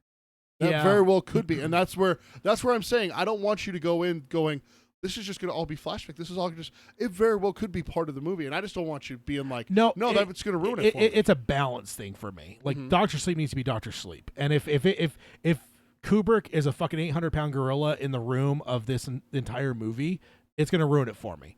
Because that's, I don't know. Because I mean, I love it, dude. I really do. But like, I don't know. A sequel just needs to be something a little bit different. If all you do is just dance, like that's the reason a lot of like horror remakes over the years that have remade the original movie are just never that great, because it's just like you're not doing anything original. You're just like fucking playing in the sandbox and changing some things up and playing it like whatever. Like you're not doing anything creative or great. And I just wonder if I'm not even down in the movie. It's just the marketing for me. It's a marketing issue for me. When we get out here in November, second episode of November, we'll be talking about it at length, and we can figure out where we're at. But for sure, no, yeah. For me, it's 100% a marketing thing. I 100% believe that Mike's done the right thing, because I think he's a great filmmaker. It's just the marketing where I'm just like, good God, guys, quit. Just slow down on the drum a little bit. Don't even stop beating the drum. Just go from like a fucking like whiplash to like a fucking just slow, steady, boom, like boom, boom, we we get it. But like I think of the two, I think the left one is my favorite of the left of these one two is posters. so good. Yeah, and so good. Yeah, exactly. But I don't know. I guess that's a kind of a tangent, because I was just supposed to be a bit. But you said you had a. I do have one odd and end. That's the last one for you. Yeah. So I do have an odd and end to announce, kind of, and also I'll throw it open for your opinion on here. And I know I'm going to regret this, but I got a text from my wife right when we started recording. My daughter's learning to read, and she just read her first book with just a little bit of help. She read Dr. Seuss's Green Eggs and Ham.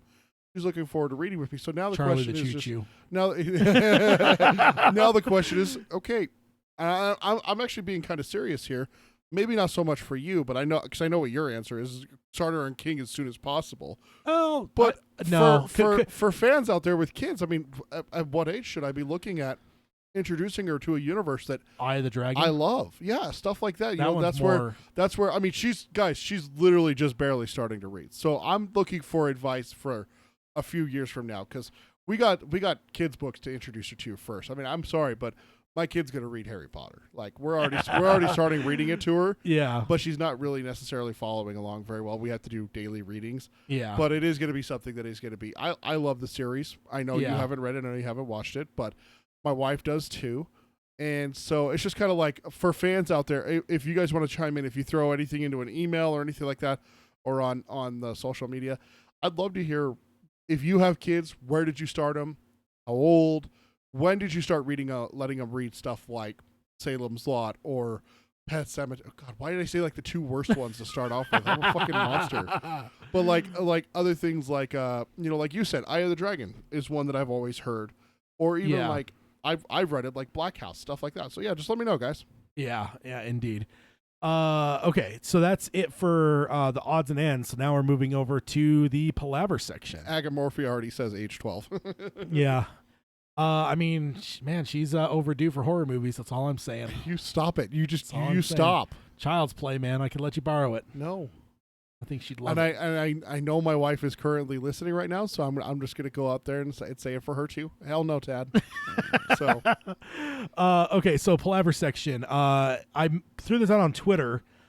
Basically, if they were going to do a new adaptation of The Shining, who would you see as Jack Torrance?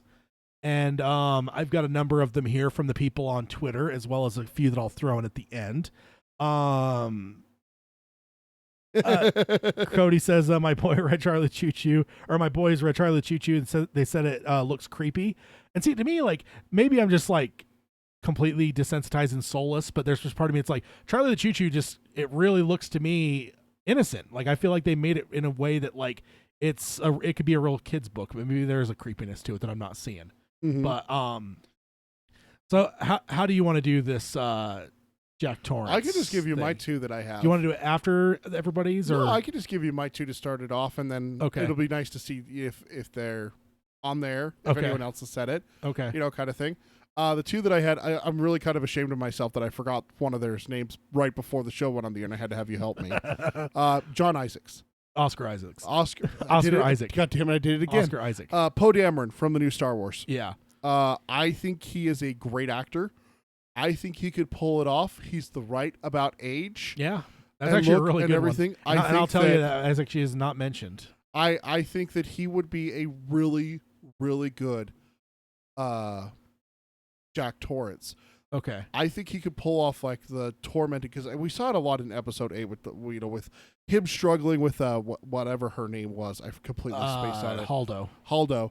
Over the struggle of like how are we going to survive and everything like that. Yeah. I think that he would do a really, really good job with like the alcoholism and everything like that. I think he would be really good.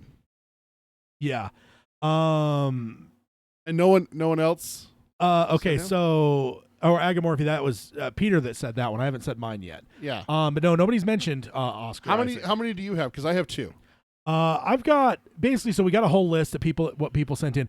I threw like another 4 or 5 at the bottom, and then because ultimately I'm still having a hard time landing on one. Okay, so let me just throw this out there, and because I can kind of give you some commentary on these as we go.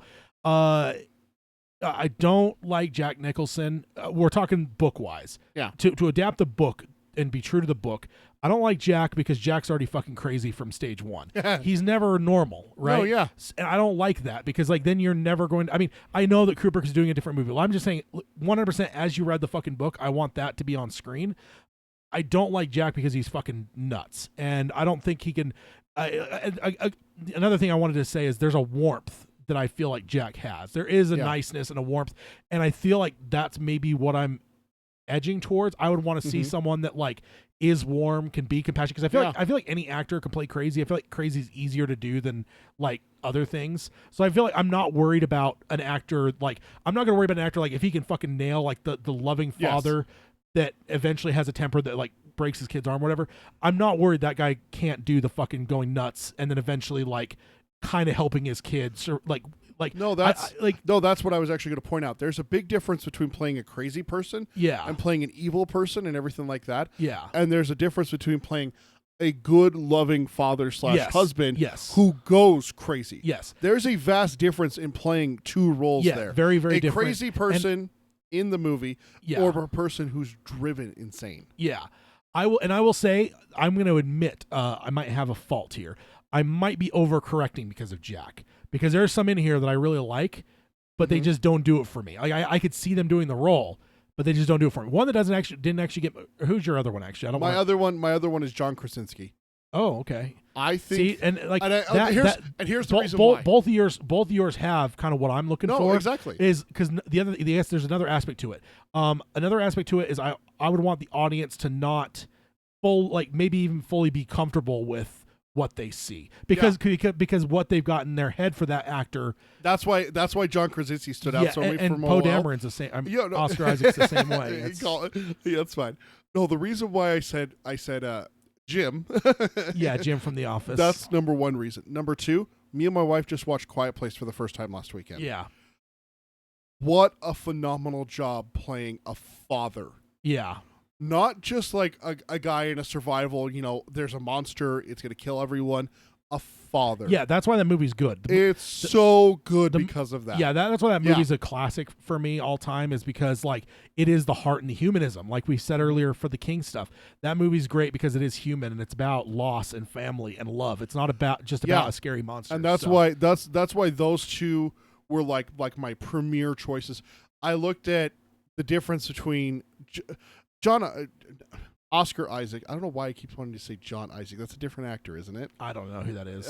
But Oscar Isaac really came across my thought process when I was thinking of younger actors who could play someone who's going through something. Where do you put Jack in your mind? Because Jack Nicholson was 40-ish, just over 40. I put him in his late 30s. Okay. That's where I put him. And Oscar Isaac's a little bit younger than that, but I don't think it would be a problem making especially because a lot of people have kids Taurus a little bit younger. Yeah. Yeah. I don't think that would necessarily be a problem, especially with Danny's 5-ish? He's 5. Yeah. Which is fine for me if you put him in his early 30s. Yeah. Because that's perfect age for that. An actor can be 25 and play him, because people have kids at people have Yeah. kids younger now than they did. No, they did. In 1980. No, for sure. And so that's where for me it's not a matter of you finish school, you get out of college, you get your job. It very well could be that this could be his right out of college first teaching role where he has the issue, which would actually make it a little bit better because that would totally ruin your teaching career. Yeah. If you had the issue that he had and everything. Jack Torrance, I'm talking about. So for me, that's where how Oscar Isaac came across my field of vision is I recently went back and I watched everything that we had for Last Jedi. Yeah. I saw your post about there's a potential for the full trailer coming up in the next couple weeks. Yeah, for Rise of Skywalker. For Rise of Skywalker. So I went back and I watched everything that we had for Rise of Skywalker so far. And he popped into my head and I went, damn, it's still weird to think of him as Apocalypse. Yeah. Like, that's such a vastly different an character. Abomination of, yeah. It's a terrible movie. Yeah. It's a terrible movie. Horrid. It really is. It was really terrible. It's such a mistreatment of him too, as a great actor. And that's where my mind went. Is I went, okay, he's like the shining star in that film. Yeah, because he was under 10 pounds of fucking makeup for God's sake. He was so polar opposite from Poe Dameron. Poe Dameron's this gung ho, feisty pilot. He's gonna kick ass and take names. Yeah, and take names, take ass and kick names or whatever the hell it is from Infinity War. But he came across and I just went, God damn! And I went and looked up pictures of him. Yeah. And I think he could pull off a very serious, disturbed. Oh, he's great. Guy. I'm surprised I didn't think of him. He's because he's a good one for sure. Yeah, but then Quiet Place was instantly like you posed this question to me when we went and saw Joker last Thursday, and I watched Quiet Place on Saturday. Yeah, and it was just like that. There's an easy one for me. Done. So I'll throw one out that actually nobody mentioned and you didn't. That's why I want to get your second one, just because. So one that I'm going to throw out that I don't like, but he would be able to do the role is DiCaprio. Oh yeah, I don't think DiCaprio would be good for me because I feel like so much of what he's done, not even that he's like plays crazy, but I just feel like he's played such a cold and distant character for so long of his career now. It's going to be too. I don't think he has that warmth that like Jim from The Office has. So I guess just to give everyone kind of a barometer of where my head is at as I go through these, because I don't think any of these are bad choices, but I don't necessarily think they're for me, and I'll just kind of give like I gotcha. a little bit of reaction to them as we go. One other one that briefly popped into my head, but I dismissed it because I don't like what he's recently associated with, was Keanu Reeves. Yeah. I think that he has the knack now. We always used to tease him and, I'm Keanu, I know Kung Fu. But after seeing him in John Wick and seeing like the emotional range that he actually performed in those 3 films, I was like, damn, this dude's actually got some chops. Yeah. Like maybe I didn't give him enough credit. And I kind of went back and I watched some like YouTube clips of The Matrix, and I'm like, I don't think that was him. Just go watch Dracula. Yeah, no, try to do an English accent, yeah. Damn it, but where he's at now, versus where he was at in 1999, is 2 decades apart. True. But I kind of went with what he's associated with now with like action. I'm like, no, it goes back to like that image. It'd be like I can see him doing kind of like a little bit loving. Yeah. But I'm gonna push that one he has away. a coldness to him. Same as DiCaprio. I don't see him having the warmth to play what I want for Jack personally. So exactly. Agomorphy. No, not Keanu. It was one that kind of popped into my head because I had recently watched John Wick 3 for the first time. Yeah. And I was like, oh, he's kind of got the emotional range, and then I just went, no. Okay, so let's jump into him here. This first one was mentioned by a number of people. Jim Carrey, he was even mentioned in the chat. Shut the hell up. So like, the freaking supercut thing. The deep no. Fake. No, the deep fake. That's what it is. The thing is I see why people are picking him, but again, he's just like Jack. He's fucking crazy from day one. Like, there's no way you can get him to play normal. Like, it's Jim Carrey, for Christ's sake. Like, dude's never been normal. He was probably born with a fucking weird look on his face. Also, he's a lot older than he was when he made Liar Liar. That too. But a lot of people did mention him. I don't think that I think he could easily pull off the crazy thing, but I feel like he's just too much like Jack Nicholson in terms of he's just crazy from the word go. Next one was mentioned a couple times. Some people thought that maybe it was a little bit reactionary to Joker, but I don't think it is. I think he's easily one that is Joaquin Phoenix for the podcast listeners. Yeah. Joaquin Phoenix, I don't think that's out of turn to say him, and I don't think it's reactionary to Joker, because instantly when I started thinking this question before I even tweeted it or sent it to you, Joaquin's one of the first to came to mind because he's one of the best actors in Hollywood. Yeah. He's got a distance to him as well. I don't know if he could pull the warmth that I would want to see. Great actor. He could do fucking anything. And I'm not even just talking. I would have said this a month and a half before Joker came out. Yeah. He's one of my favorites. Like the reason I went to see You would Joker, have said it. You would have said it before Joker was even announced. yes, because I will defend Tad on this one. He has always been a Joaquin fan. yeah, Always. he's one of my favorites, and I just think his time is gone. He's proven to be one of the best actors of our time. Like he's fucking brilliant. I've been a really big fan. I mean, Gladiator, he was great. Yeah. I mean, Walk the Line, like blew my yeah. socks off.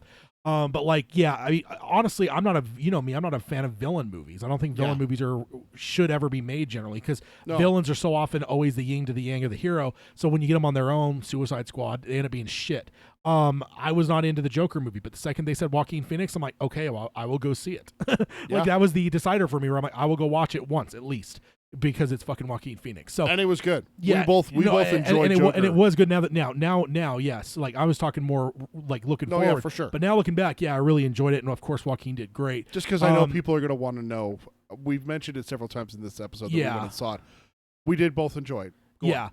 So I he could do the acting. I don't think he's crazy from the word go type thing. But I just don't know that he would have the warmth as much because I feel like he plays like that character that's like isolated, that's on his own, that's kind of always in his own head, his own world, and like.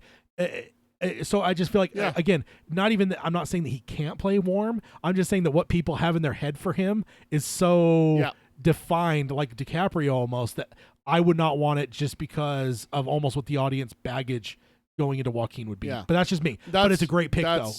Great pick. That's where I'm at with Joaquin as well.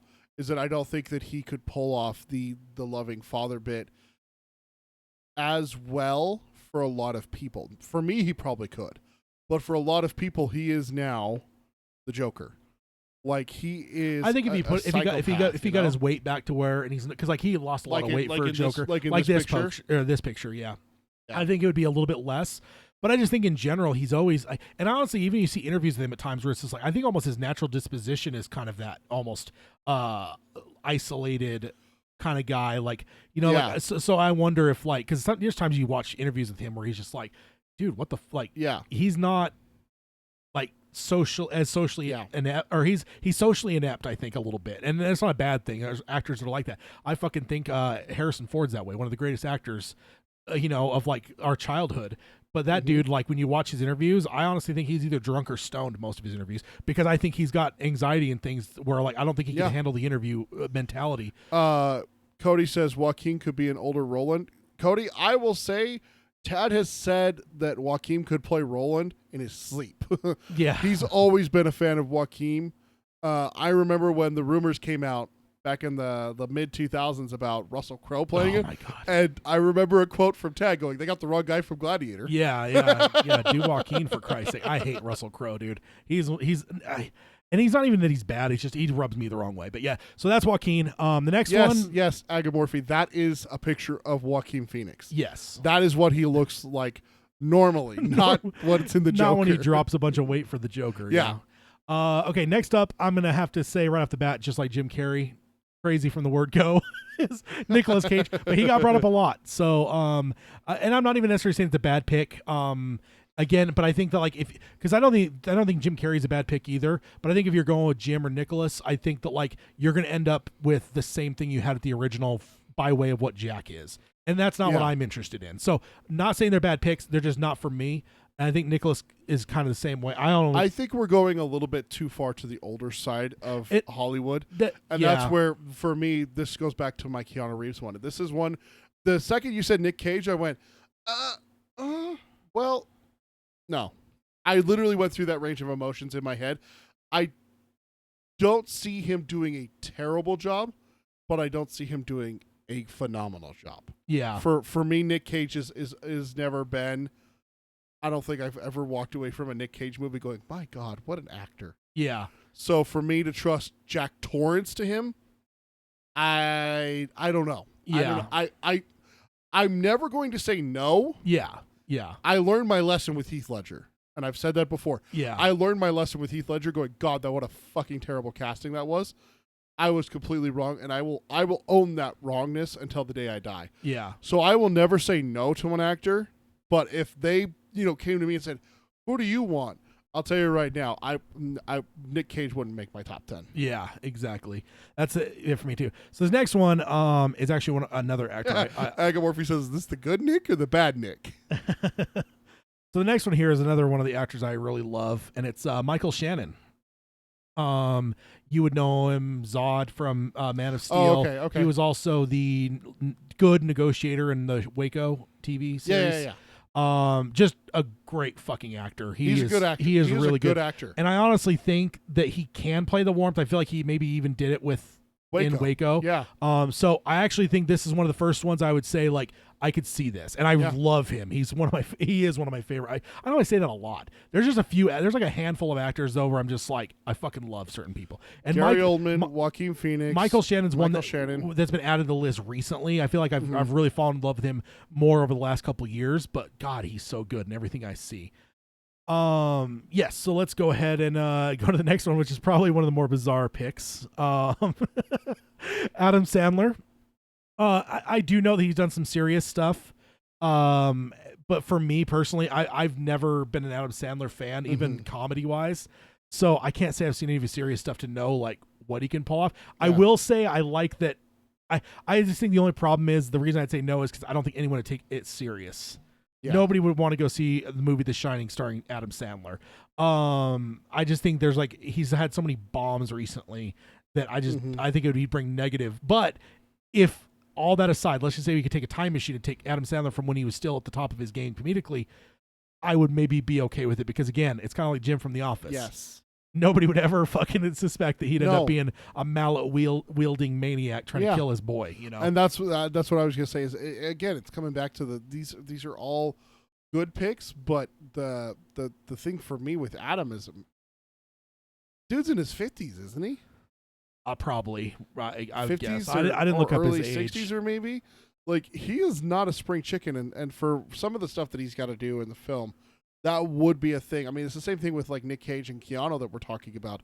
We are looking at a lot of older actors here. Yeah, there are people. Yeah, definitely. Agamorphy said, to be honest, he does pull off a sincere, warm dad in the movie Spanglish, which I haven't seen. So I will fully admit I have inconclusive. Maybe it's more inconclusive for me. But I would say the general audience reaction, I would be afraid would ruin the movie just because people just don't think positively of him in a wide regard. So I don't know anymore. So next up, Matt Damon. Matt Damon. I could see Matt Damon because again, I feel like he has played fatherly roles before. Yeah. And I could see this one pulling off. And it has like that kind of unsuspecting. I don't think people would suspect Matt Damon to be Jack Torrance. Yeah. So I'm okay with that. And well, that depends on who you ask. I mean, I know how what's his name? Is it Jimmy Kimmel feels about him? No, I don't know anything about. There's one of the talk show hosts that always has like a feud with Matt Damon. Oh. There's one where Ben Affleck comes out in like a fat suit, and he's like, "What are you doing in a fat suit?" He's like, "Oh, I thought it was time you two reconcile." And it's Matt Damon literally like hugging Ben Affleck to sneak onto the set. Okay, that's so totally me. I'm pretty sure it's Jimmy Kimmel. Well, that actually brings up two peas in a pod. Ben Affleck. Ben Affleck is next up on the list. I'm not gonna lie, I had this thought, but the first thought was not. He's too old. Second thought, I don't know if I want Ben Affleck directing The Shining. Because he's not going to get cast if he's not going to direct it. No, that's not true. He's done some stuff since The Town. He's done Batman that he didn't direct. But he's done so much. He didn't direct Gone Girl. Like he did. No, David Fincher directed it. David Fincher did. That's why it was good. Okay. Yeah, that's why it was good. Yeah. No, I'm just kidding. I really have nothing against Ben Affleck. In my opinion, the only thing I have against him is he turned down The Stand. At one point, he was going to be directing The Stand for like a 3 or 4 part movie. Yeah, so he walked away from that. So that's the only thing I'll hold against him. I could see him for the movie. I'd have to like get like a palate cleanse and watch some of his earlier stuff, and so I can get the Batman thing out of my head. Because I feel like when he's Batman, he's just like this moody, whatever, and like that isn't right for for what I want for Jack. Agamorphy confirms it is Jimmy Kimmel's, and it's a running gag between him and Matt Damon. Okay, it's kind of like the running gag because I know you're a fan Paul of Rudd. Conan. Paul Rudd's on Conan. Okay, so this next one might be one of my favorites. Chris Evans. Fuck yes. Sign me the fuck up because Chris Evans plays Jack Torrance. If you're talking like It's Captain America, for God's sake. Exactly. When somebody tweeted that, I was just like, that might be the winner for me. I had a couple ideas in my head, but like it was all very like, I don't know. Like, I'm still struggling with it a little bit, but like, I think this might be one of my favorites because, like, yeah, you're right. It's fucking Captain America. Yeah. I mean, the reason Knives Out, he looks so great in that is because he plays so against type, right? He's like, eat shit, eat shit, eat shit. Oh, you definitely eat shit. yeah. Like, it's just, it's perfect because it is not what you expect. Yeah. So, oh, dude, yes, I'm fully on board. The same person, right age and everything too. Yeah, So- yeah. Another one, Chris Hemsworth. Okay. That'd be a big Jack, and he can handle a hammer. He can wield it. Also, it would be very feasible to see him snapping a kid's arm with one hand. Yes, I mean, yes. Physically, you'd almost because I mean, dude, he's a tall guy. So Yeah. for an actor at least, I don't know how tall he really is, but I know when he's standing up against a lot of actors, which are usually in like the 5'8" to 5'10" realm, he always towers over them. So he's probably like 6'3" or 6'4" would be my guess. Would the same thing be for you? You couldn't see him pulling off the warmth if I said Tom Hiddleston, Loki. Yeah, it's too mischievous. Yeah, that's what I was thinking too. Wouldn't have the warmth, but yeah, and again, you almost expect him to be a villain because of Loki. I mean, Right. I know he's done other things. I know that. I fully accept that, but just nobody brought him up. But and another person also mentioned Liam Hemsworth, which I'm not as familiar with. He's but not a bad actor. I've only seen him in a couple things, but I've never walked away going, God, he sucks. yeah. So I would not have a problem with that one. Yeah, I think of the Chris Hemsworth, Chris Evans, or Liam Hemsworth. I think Evans is probably Evans my is front runner leader for in the sure. clubhouse. Now that would probably change with this next one. This is a really good one. Bill Hader. Ooh, the funny guy. Because again, I don't know that I've seen him in anything except for It Chapter 2. But I know what a lot of people going in, they just thought, oh, he's just a funny guy. A lot of people are shocked by the fact he was able to pull off like dramatic acting for that. He just has a type.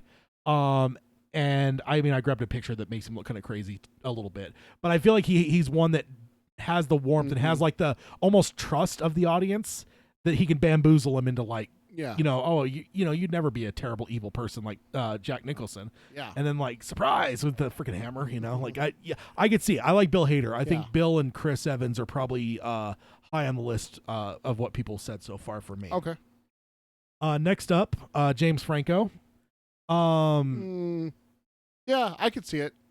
I started off saying I think I could see it. Kind of having like that Yeah. chill dad that's just kind of like laid back, kind of like the James Franco-ish disposition. But like you can have a dad like that, but then he has like that temper, like that Spider-Man, dark side with the alcoholism. Spider-Man, Yeah. like you think of like what he did there with kind of the dual roles type thing. No, so. it's James Franco that's in 11/22/63, Yes, right? yes. So I could see him getting refused just simply for that.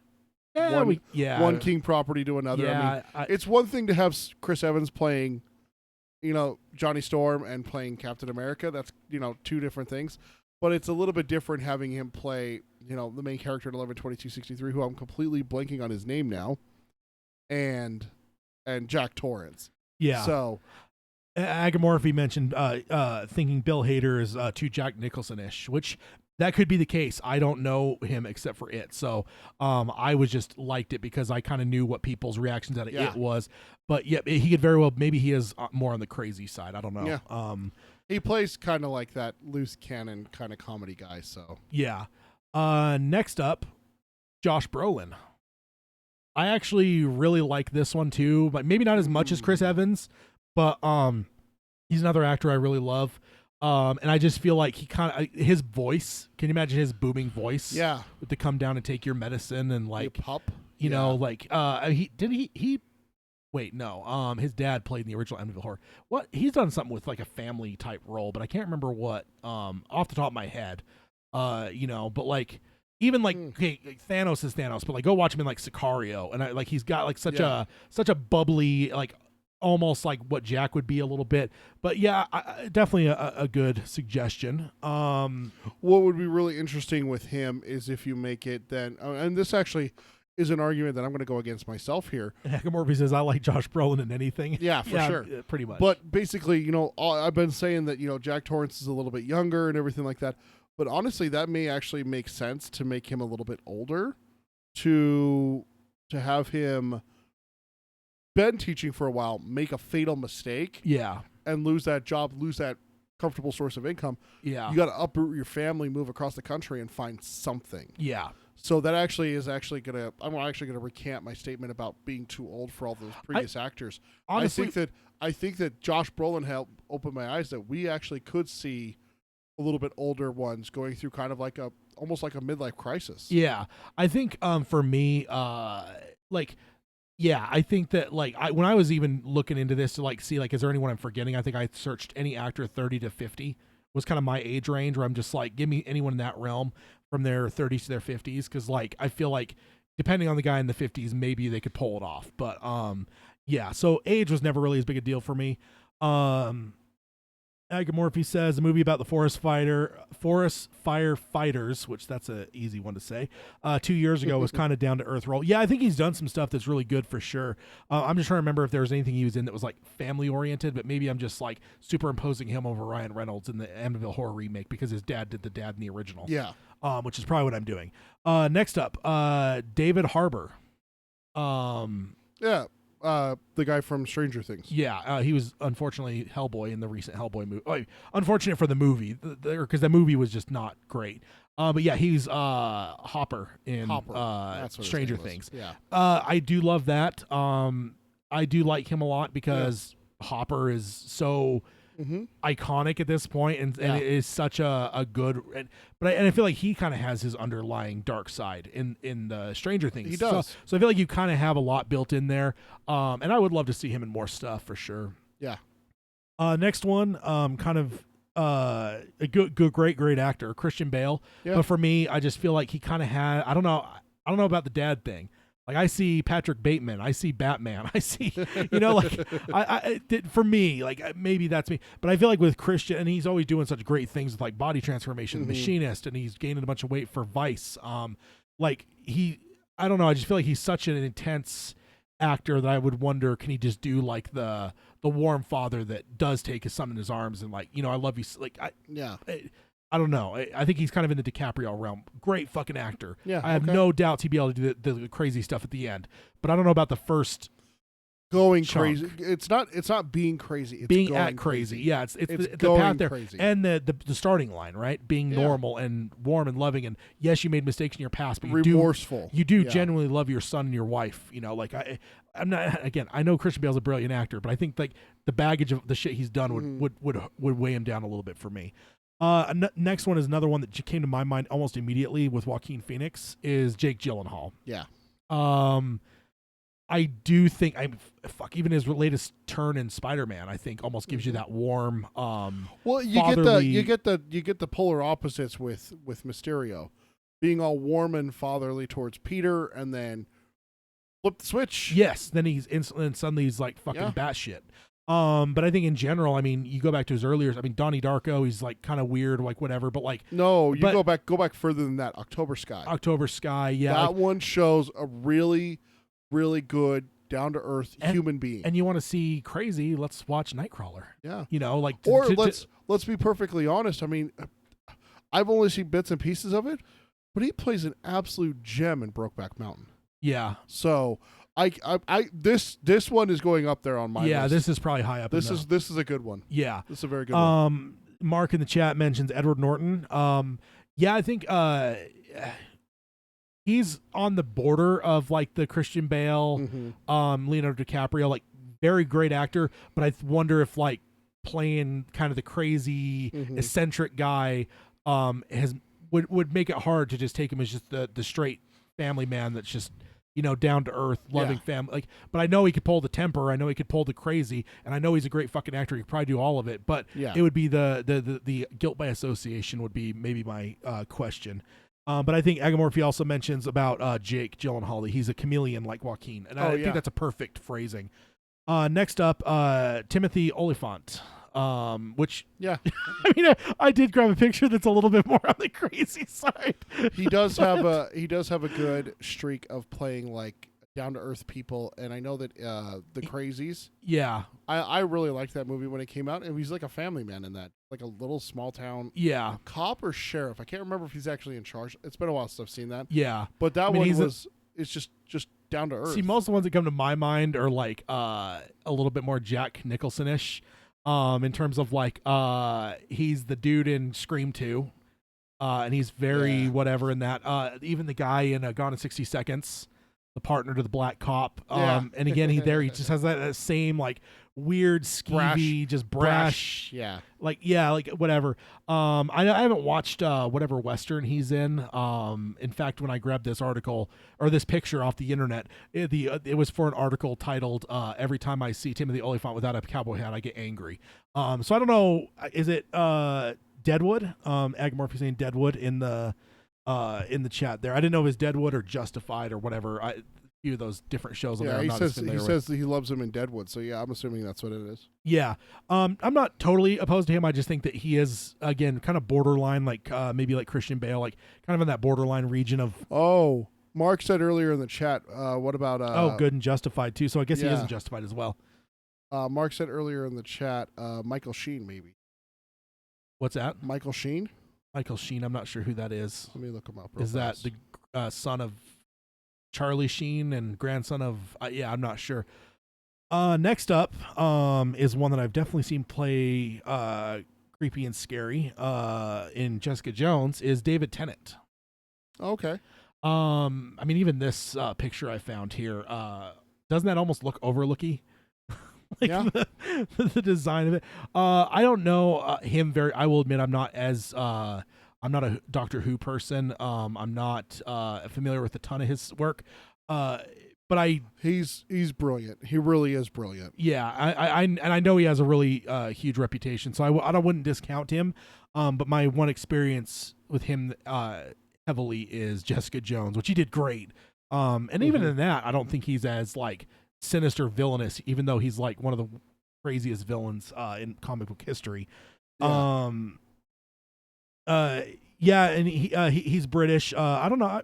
Can he do an American accent? Okay. I mean, most Brits can. It's us. That's where I'm not even positive that he has. I'm just saying yes because he's British, and British do American accents all the damn time. We can't do British accents, but they can do American accents pretty easily, seemingly. Okay, so I'm not finding anything for Sheen that you would know. He's in Tron Legacy, but I know you haven't really watched that recently. Okay, this next one I'm really proud of the picture, and I also think it's a good pick. Adam Driver. That's not a bad one. Yeah, that's really good. I picture Jasper Plakonen in Black Klansman. He plays in the movie as well. He ends up being like the white surrogate that will go to the meeting and stuff. Yeah. And I feel like in that he just really showed me something different because honestly I don't know that I've seen him in much outside of Star Wars and then in Black Klansman. But in Black Klansman he showed me like the heart side where it's like, okay, yeah, I think he could probably pull it off. And I guess the only question would be is does the Kylo Ren does that affect too much because it's so big? Well, especially since it's going to come after Rise of Skywalker, whichever way it goes. Yeah. Does Kylo go good? Does Kylo stay bad? Does Kylo do something that tries to redeem for the fact that he committed one of the greatest atrocities in the history of Star Wars, for God's sakes, and everything. So I think it would play a part with looking at past actors that we've talked about, especially for a modern age. You know, a 13-year-old when Force Awakens came out, watching it Rise of Skywalker, and then going and seeing The Shining in, let's say, 4 or 5 years, yeah, he'd be affected by, Adam Driver. Yeah. It's just the same as if someone was like, hey, let's cast James Earl Jones to do the voice. And it's just like, and this is, set in the 90s. Everyone would just be kind of like, you want him to play a good guy? Yeah. Yeah. And then he redeemed himself with Mufasa. So it's okay. Yeah. Something like that. I think he's great as Vader. Well, that's my point. Is is that's where it's like, does that? Yeah, no, I know. I'm just shitting with you. Okay, next one. I'm just not sure if this guy can play multiple roles in one or not, but James McAvoy. Yeah, he can. I know that was a bad joke. James McAvoy. Yeah, I think we definitely got like the loving side in It Chapter 2. That's for sure. And with Xavier. Oh yeah, Yeah. So And yeah, then also like even so, like he goes through like some stuff with Xavier in one of the Days of Future Past, that kind of shows like that. Also, kind of broken man. he's a great actor. Yeah, He really yeah. is. He really is. So that's a really strong pick. The next one is another one of those ones that kind of I circled as like maybe one of my top picks. Okay. Ryan Reynolds. Dude, I couldn't disassociate him from Amityville Horror. dude, that's so few people actually remember that. I just feel like he's such the funny man, and like what they did with Deadpool 2 being way more warm and stuff. Like, Yeah. I just think most people that's all they're going to be thinking. I think it's against type enough that Okay. yeah, I like that one a lot. Also, then it comes down to the joke with you and Hayden is that a romantic comedy starring Ryan Reynolds could actually be a legit tagline for it. No kidding. The next one the person did admit was a only half serious. So I don't know who this person is. Okay. I think they're more of a stand-up person. But Brian Callen, and so just going by the look, I mean, I don't know. I don't know about acting. They said they were half serious. I figured I'd throw it in there. And then a late entry, one that was sent in fairly late. Michael Fassbender, sent in this morning by someone. Fassbender would be a good one.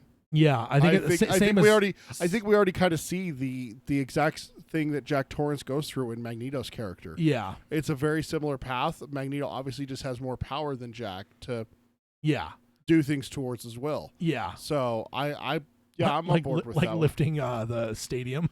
Yeah, no shit. I love Fassbender. He's one of my top dudes too. I love him. Okay, so we got Fassbender, we got Gary Oldman. Because how lucky am I? My favorite comic book character went from Ian McKellen to Michael Fassbender. Dude, I mean, you as a Batman fan don't even have a streak that good.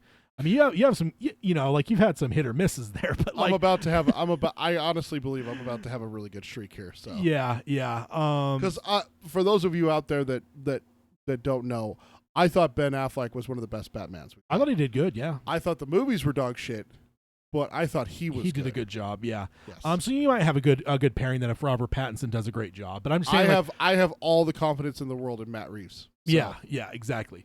So now that's all that we got sent in from listeners. So now I just got a couple I'm going to throw out. Okay. I got a little thing here for Tad's picks. So these are the ones that I wanted to add to the list. And a lot of them, again, so you kind of know now where my headspace is and why I'm picking these people. First one, Mark Ruffalo. Thank you. Someone said Edward Norton. I'm like, okay, I'm not going to make the Hulk reference, but damn, Mark Ruffalo wouldn't be a bad one. Yeah, because I mean, I saw like him in like Spotlight. I feel like he really gets a good turn as like. I mean, that's a terrible movie. Yeah. But it's a great movie, but it's a terrible fucking like Schindler's List. It's a terrible like plot that you just don't want to have to fucking watch. But he does such a great job in that, and like I mean, I think he's done a warmth and stuff as Hulk that and Bruce Banner, I guess that. I was gonna say thank you. Let's call him by his actual character name, not that crappy green thing. Yeah, hey, you watch yourself. So I like Ruffalo a lot. I really feel like he could play it. I feel like even with some of the stuff he did with Scarlett Johansson in the Avengers movies, I think would show well like the warmth that he could have and stuff. Yeah. Next one, Joseph Gordon-Levitt. Fuck yes, dude. Damn, that's a good one. Yeah, that was one that I was just dude looks like he's 21 for God's sake. Yeah, I mean, I try to get one that he has some crow's feet going on his eyes there, to at least because the dude's like maybe not Paul Rudd vampire, but he's like the next level. I think the only reason he's not is because we saw him as a kid. Yeah. In Third Rock from the Sun and like that kind of thing. So I think like just because we saw like the transition from child to like man, it's the only reason we're like he's not a vamp. Because like if he had just debuted at like 18, like we'd be looking at him going, he's a fucking vampire. Yeah. But I think he'd be great. I think he'd be very against type. And I think that he would be able to do it well. I think that he's an actor that hasn't had his chance to like stretch yet a lot.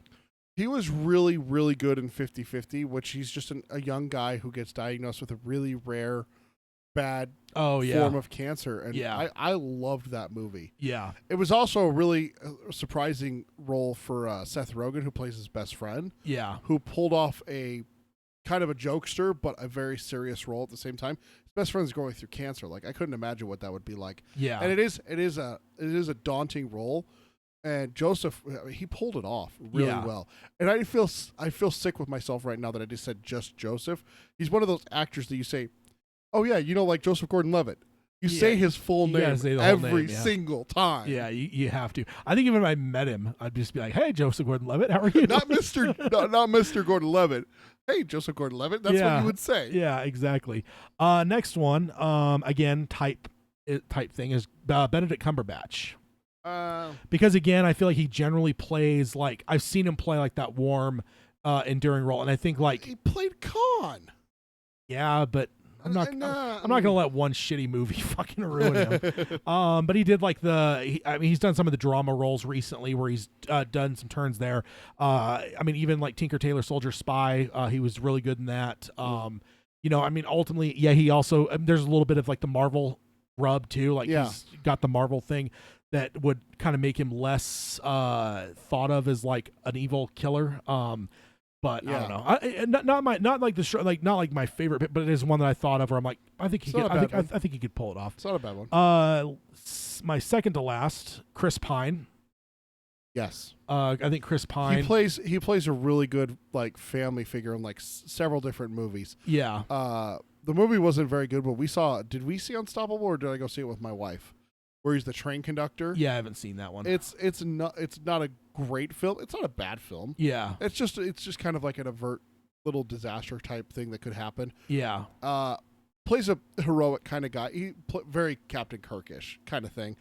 But he is a good actor. Yeah. So I could see it. Yeah. Yeah, I like him a lot. If anyone hasn't seen Hell or High Water, I highly recommend that movie. Oh, hell yeah. I forgot about that one. Yeah. And then I know you're going to make fun of me because, again, I keep saying some of my favorite actors. But if you put Gary Oldman on this fucking list, I swear to God. First of all, we can cast him as the Overlook and he'd pull it off. So if we want to cast him as a 30-year-old Jack Torrance, he would fucking pull off. That's not who I'm picking. But I'm just saying, if Gary Oldman wanted to play the Axe, he'd do well. Jesus Christ. No, but another one that I absolutely adore is Michael B. Jordan. That's not bad. I love Michael B. Jordan. He's not bad. He's a great, great actor. And like, if you look at like his Creed, I think you get the warmth, like the way he is with his wife and eventually his kid, or his girlfriend, his wife, then his kid. Like throughout those two movies, like I feel like you get the warmth. I don't know. Like I think like the weird thing with him is he's backwards. I almost think the hard part would be, can he do the crazy?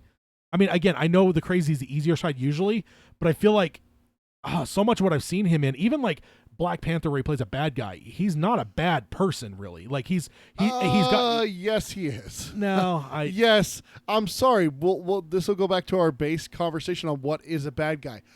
Hurting people to get what you want makes you a bad guy. I'm sorry. That is debatable. That is the definition of a bad guy, is hurting people to get what you want. No, that's the definition of a bad guy. No, here's the thing: is ultimately what he wanted to do is what ends up happening by the hero's doing. He changed the hero for the good because he had the right idea. His idea that's a different discussion. Genocide. He's not. I don't think he's a bad person. His name is Killmonger. I mean, for God's sakes. Yeah, I don't think. I think even in that movie, he was able to play emotion and stuff and stuff. But I think with him, it's almost the crazy side because he is generally a little bit more reserved, a little bit less like he doesn't go. No, here's what he doesn't like do like flashy a lot. Yeah. So I think I'd be curious, can he handle the very tail end of it? Whereas a lot of these other guys could, because usually flashy is easy. Yeah. But I feel like with him, just with his personality, I would wonder ultimately. But ultimately, he's just one of I had to throw on because I fucking love him. No, he's a great actor, and honestly, I would absolutely go see a Shining remake with Michael B. Jordan because I honestly believe in him. I believe that he could pull it off. I believe that it would not change anything for me with the race changing and everything like that from the original. Yeah, this is one of those ones that would be absolutely phenomenal for that discussion and everything like that. And as for like his crazy and the talk we're having about Killmonger, I think that the difference there is that Killmonger is not insane. Killmonger knows exactly what he's doing. He does know exactly what he wants and why he wants it. It's not a crazy bad guy. And I think it's just a bad guy. And I think the only thing I'd say, like even back to that past conversation, I don't think he's a bad guy in terms of like he's not like I don't like using Hitler because that's too obvious. But like I feel like he's like more in the Malcolm X vein. Like he knows what's right, and he's willing to do more than other people like Martin Luther King. He's more willing to like spill blood to pay back spilled blood, and to put his, because he's so Right. ultimately that's what I'm saying is that's what I mean is like he's not evil. He's not just his fucking mustache. He's kind of like Ed Harris in The Rock. Like he may be doing bad things, but I think he's doing it for right reasons. And I feel like, and he almost even has like a compassion and a good emotion turn in Black Panther, to where they didn't just let him play it two-dimensionally and stuff. Like there's times where he's dealing with like his dad and his past and whatever. So yeah, I think he would do great. Also, Ryan in the chat, Agamorphy says, this makes me think, the Shining reboot directed by Jordan Peele. Damn. Yes. I mean, like, Yeah. that would be fucking brilliant. I mean, I know how good he's done recently with Yeah. his Get Out and Us. That was yeah, the and other he's one. doing the new Twilight Zone. Twilight so, Zone, yeah. Yeah, like that. Oh, dude, I mean, sign me up. But so that's kind of my list. I don't, ultimately, I guess you kind of threw out a couple. Yeah. I'm not going to actually make us choose one. So, sorry, if I still had to choose one, I'm still going with Jim. Jim okay. Krasinski Yeah. is my go-to. If someone came to me and said, "You're casting Jack Torrance, we're going to make the movie. Who do you pick? We'll go figure it out." Yeah. I would say Krasinski.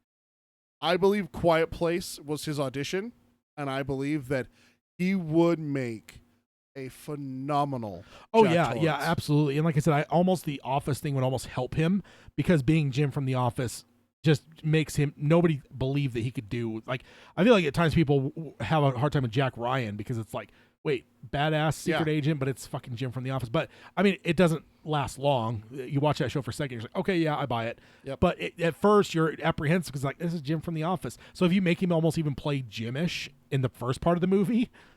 I got a spinning loading thing. Are we good? Looking good now. Okay. So that's it for this. Actually, let me just check. I do want to throw out what Ryan said. He said, "I think Jordan Peele should direct Cujo remake," which that would break my heart to have to watch that. Yeah. And Mark says, a good question: who would direct? That's a question for another day. Yeah. Indeed. Let me go ahead and I'm trying to think with where we're at with time. I actually think we might break our promise a little bit about emails, mostly because most of the emails I'm looking at are fairly involved, and I don't want to like. We are over time already. Yeah, we're like almost an hour over what we would normally be. So cry your guys' pardon, but let's we'll make up for it. We'll read 2 next time. At least. Yeah, I think I want to hit some emails because there are some good ones, but there are big conversations. Like I was kind of like looking through them as we were kind of discussing, and I'm just like, God, no, that's like, I don't want to shortchange that. I don't want to shortchange that. There's like no like. We're gonna do a justification more than anything. Yeah. So because it went a little long, we'll just go ahead and jump to the outro stuff. Agamorphy's calling for a 3.5 hour show. So this has been a good episode though. Oh, we have gone 3.5 hours. Yeah, Holy shit. We're at 3:15 pretty much. So damn. I mean, according to the YouTube, yeah. So I'll post that schedule that I had at the very beginning of the show. I'll post that on the social media as well as the show notes. You can find the show notes at darktowerpalaver.com. All the stuff that you guys saw in this episode, if you're watching on YouTube, if you're on the podcast, you want to see those things, go to the show notes, darktowerpalaver.com, find like the YouTube video that had the weird echo on the audio. Maybe I'll even cut that out from the podcast side just so you don't have to, like, it wasn't overly bad. Or if it's not too hard, can you go grab the audio and insert it? I could, yeah, but ultimately, if at that point, what's the point? Because you're we're referencing it and everything. Yeah, well, I mean, no, but you're doing an audio podcast. Do you really need the audio of a trailer? Or just go watch it. So check the show notes, darktowerpalaver.com. If you can be so kind, do like a elevator music fill in. Yeah. Go watch this and come back. And if they come back early, it's like da da da da da da da. Let's all go to the lobby. Let's so if you also be so kind as to subscribe, rate, and review us on Apple Podcasts, we'd appreciate that.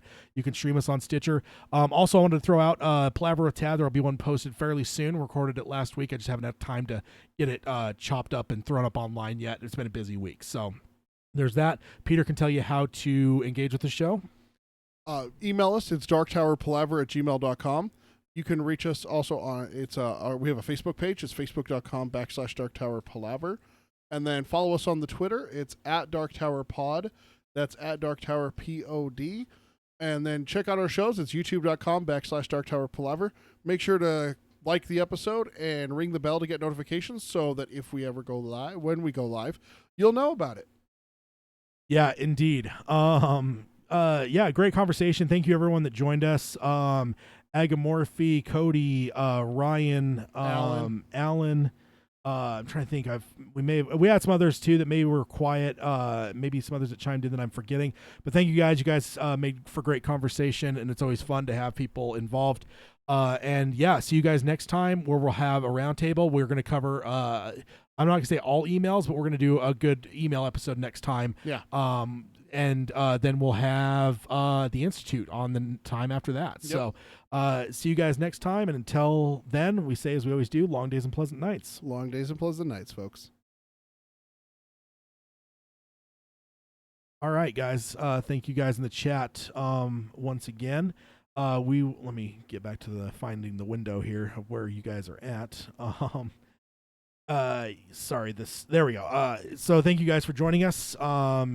You guys have a good one and see you in a couple weeks. See you guys.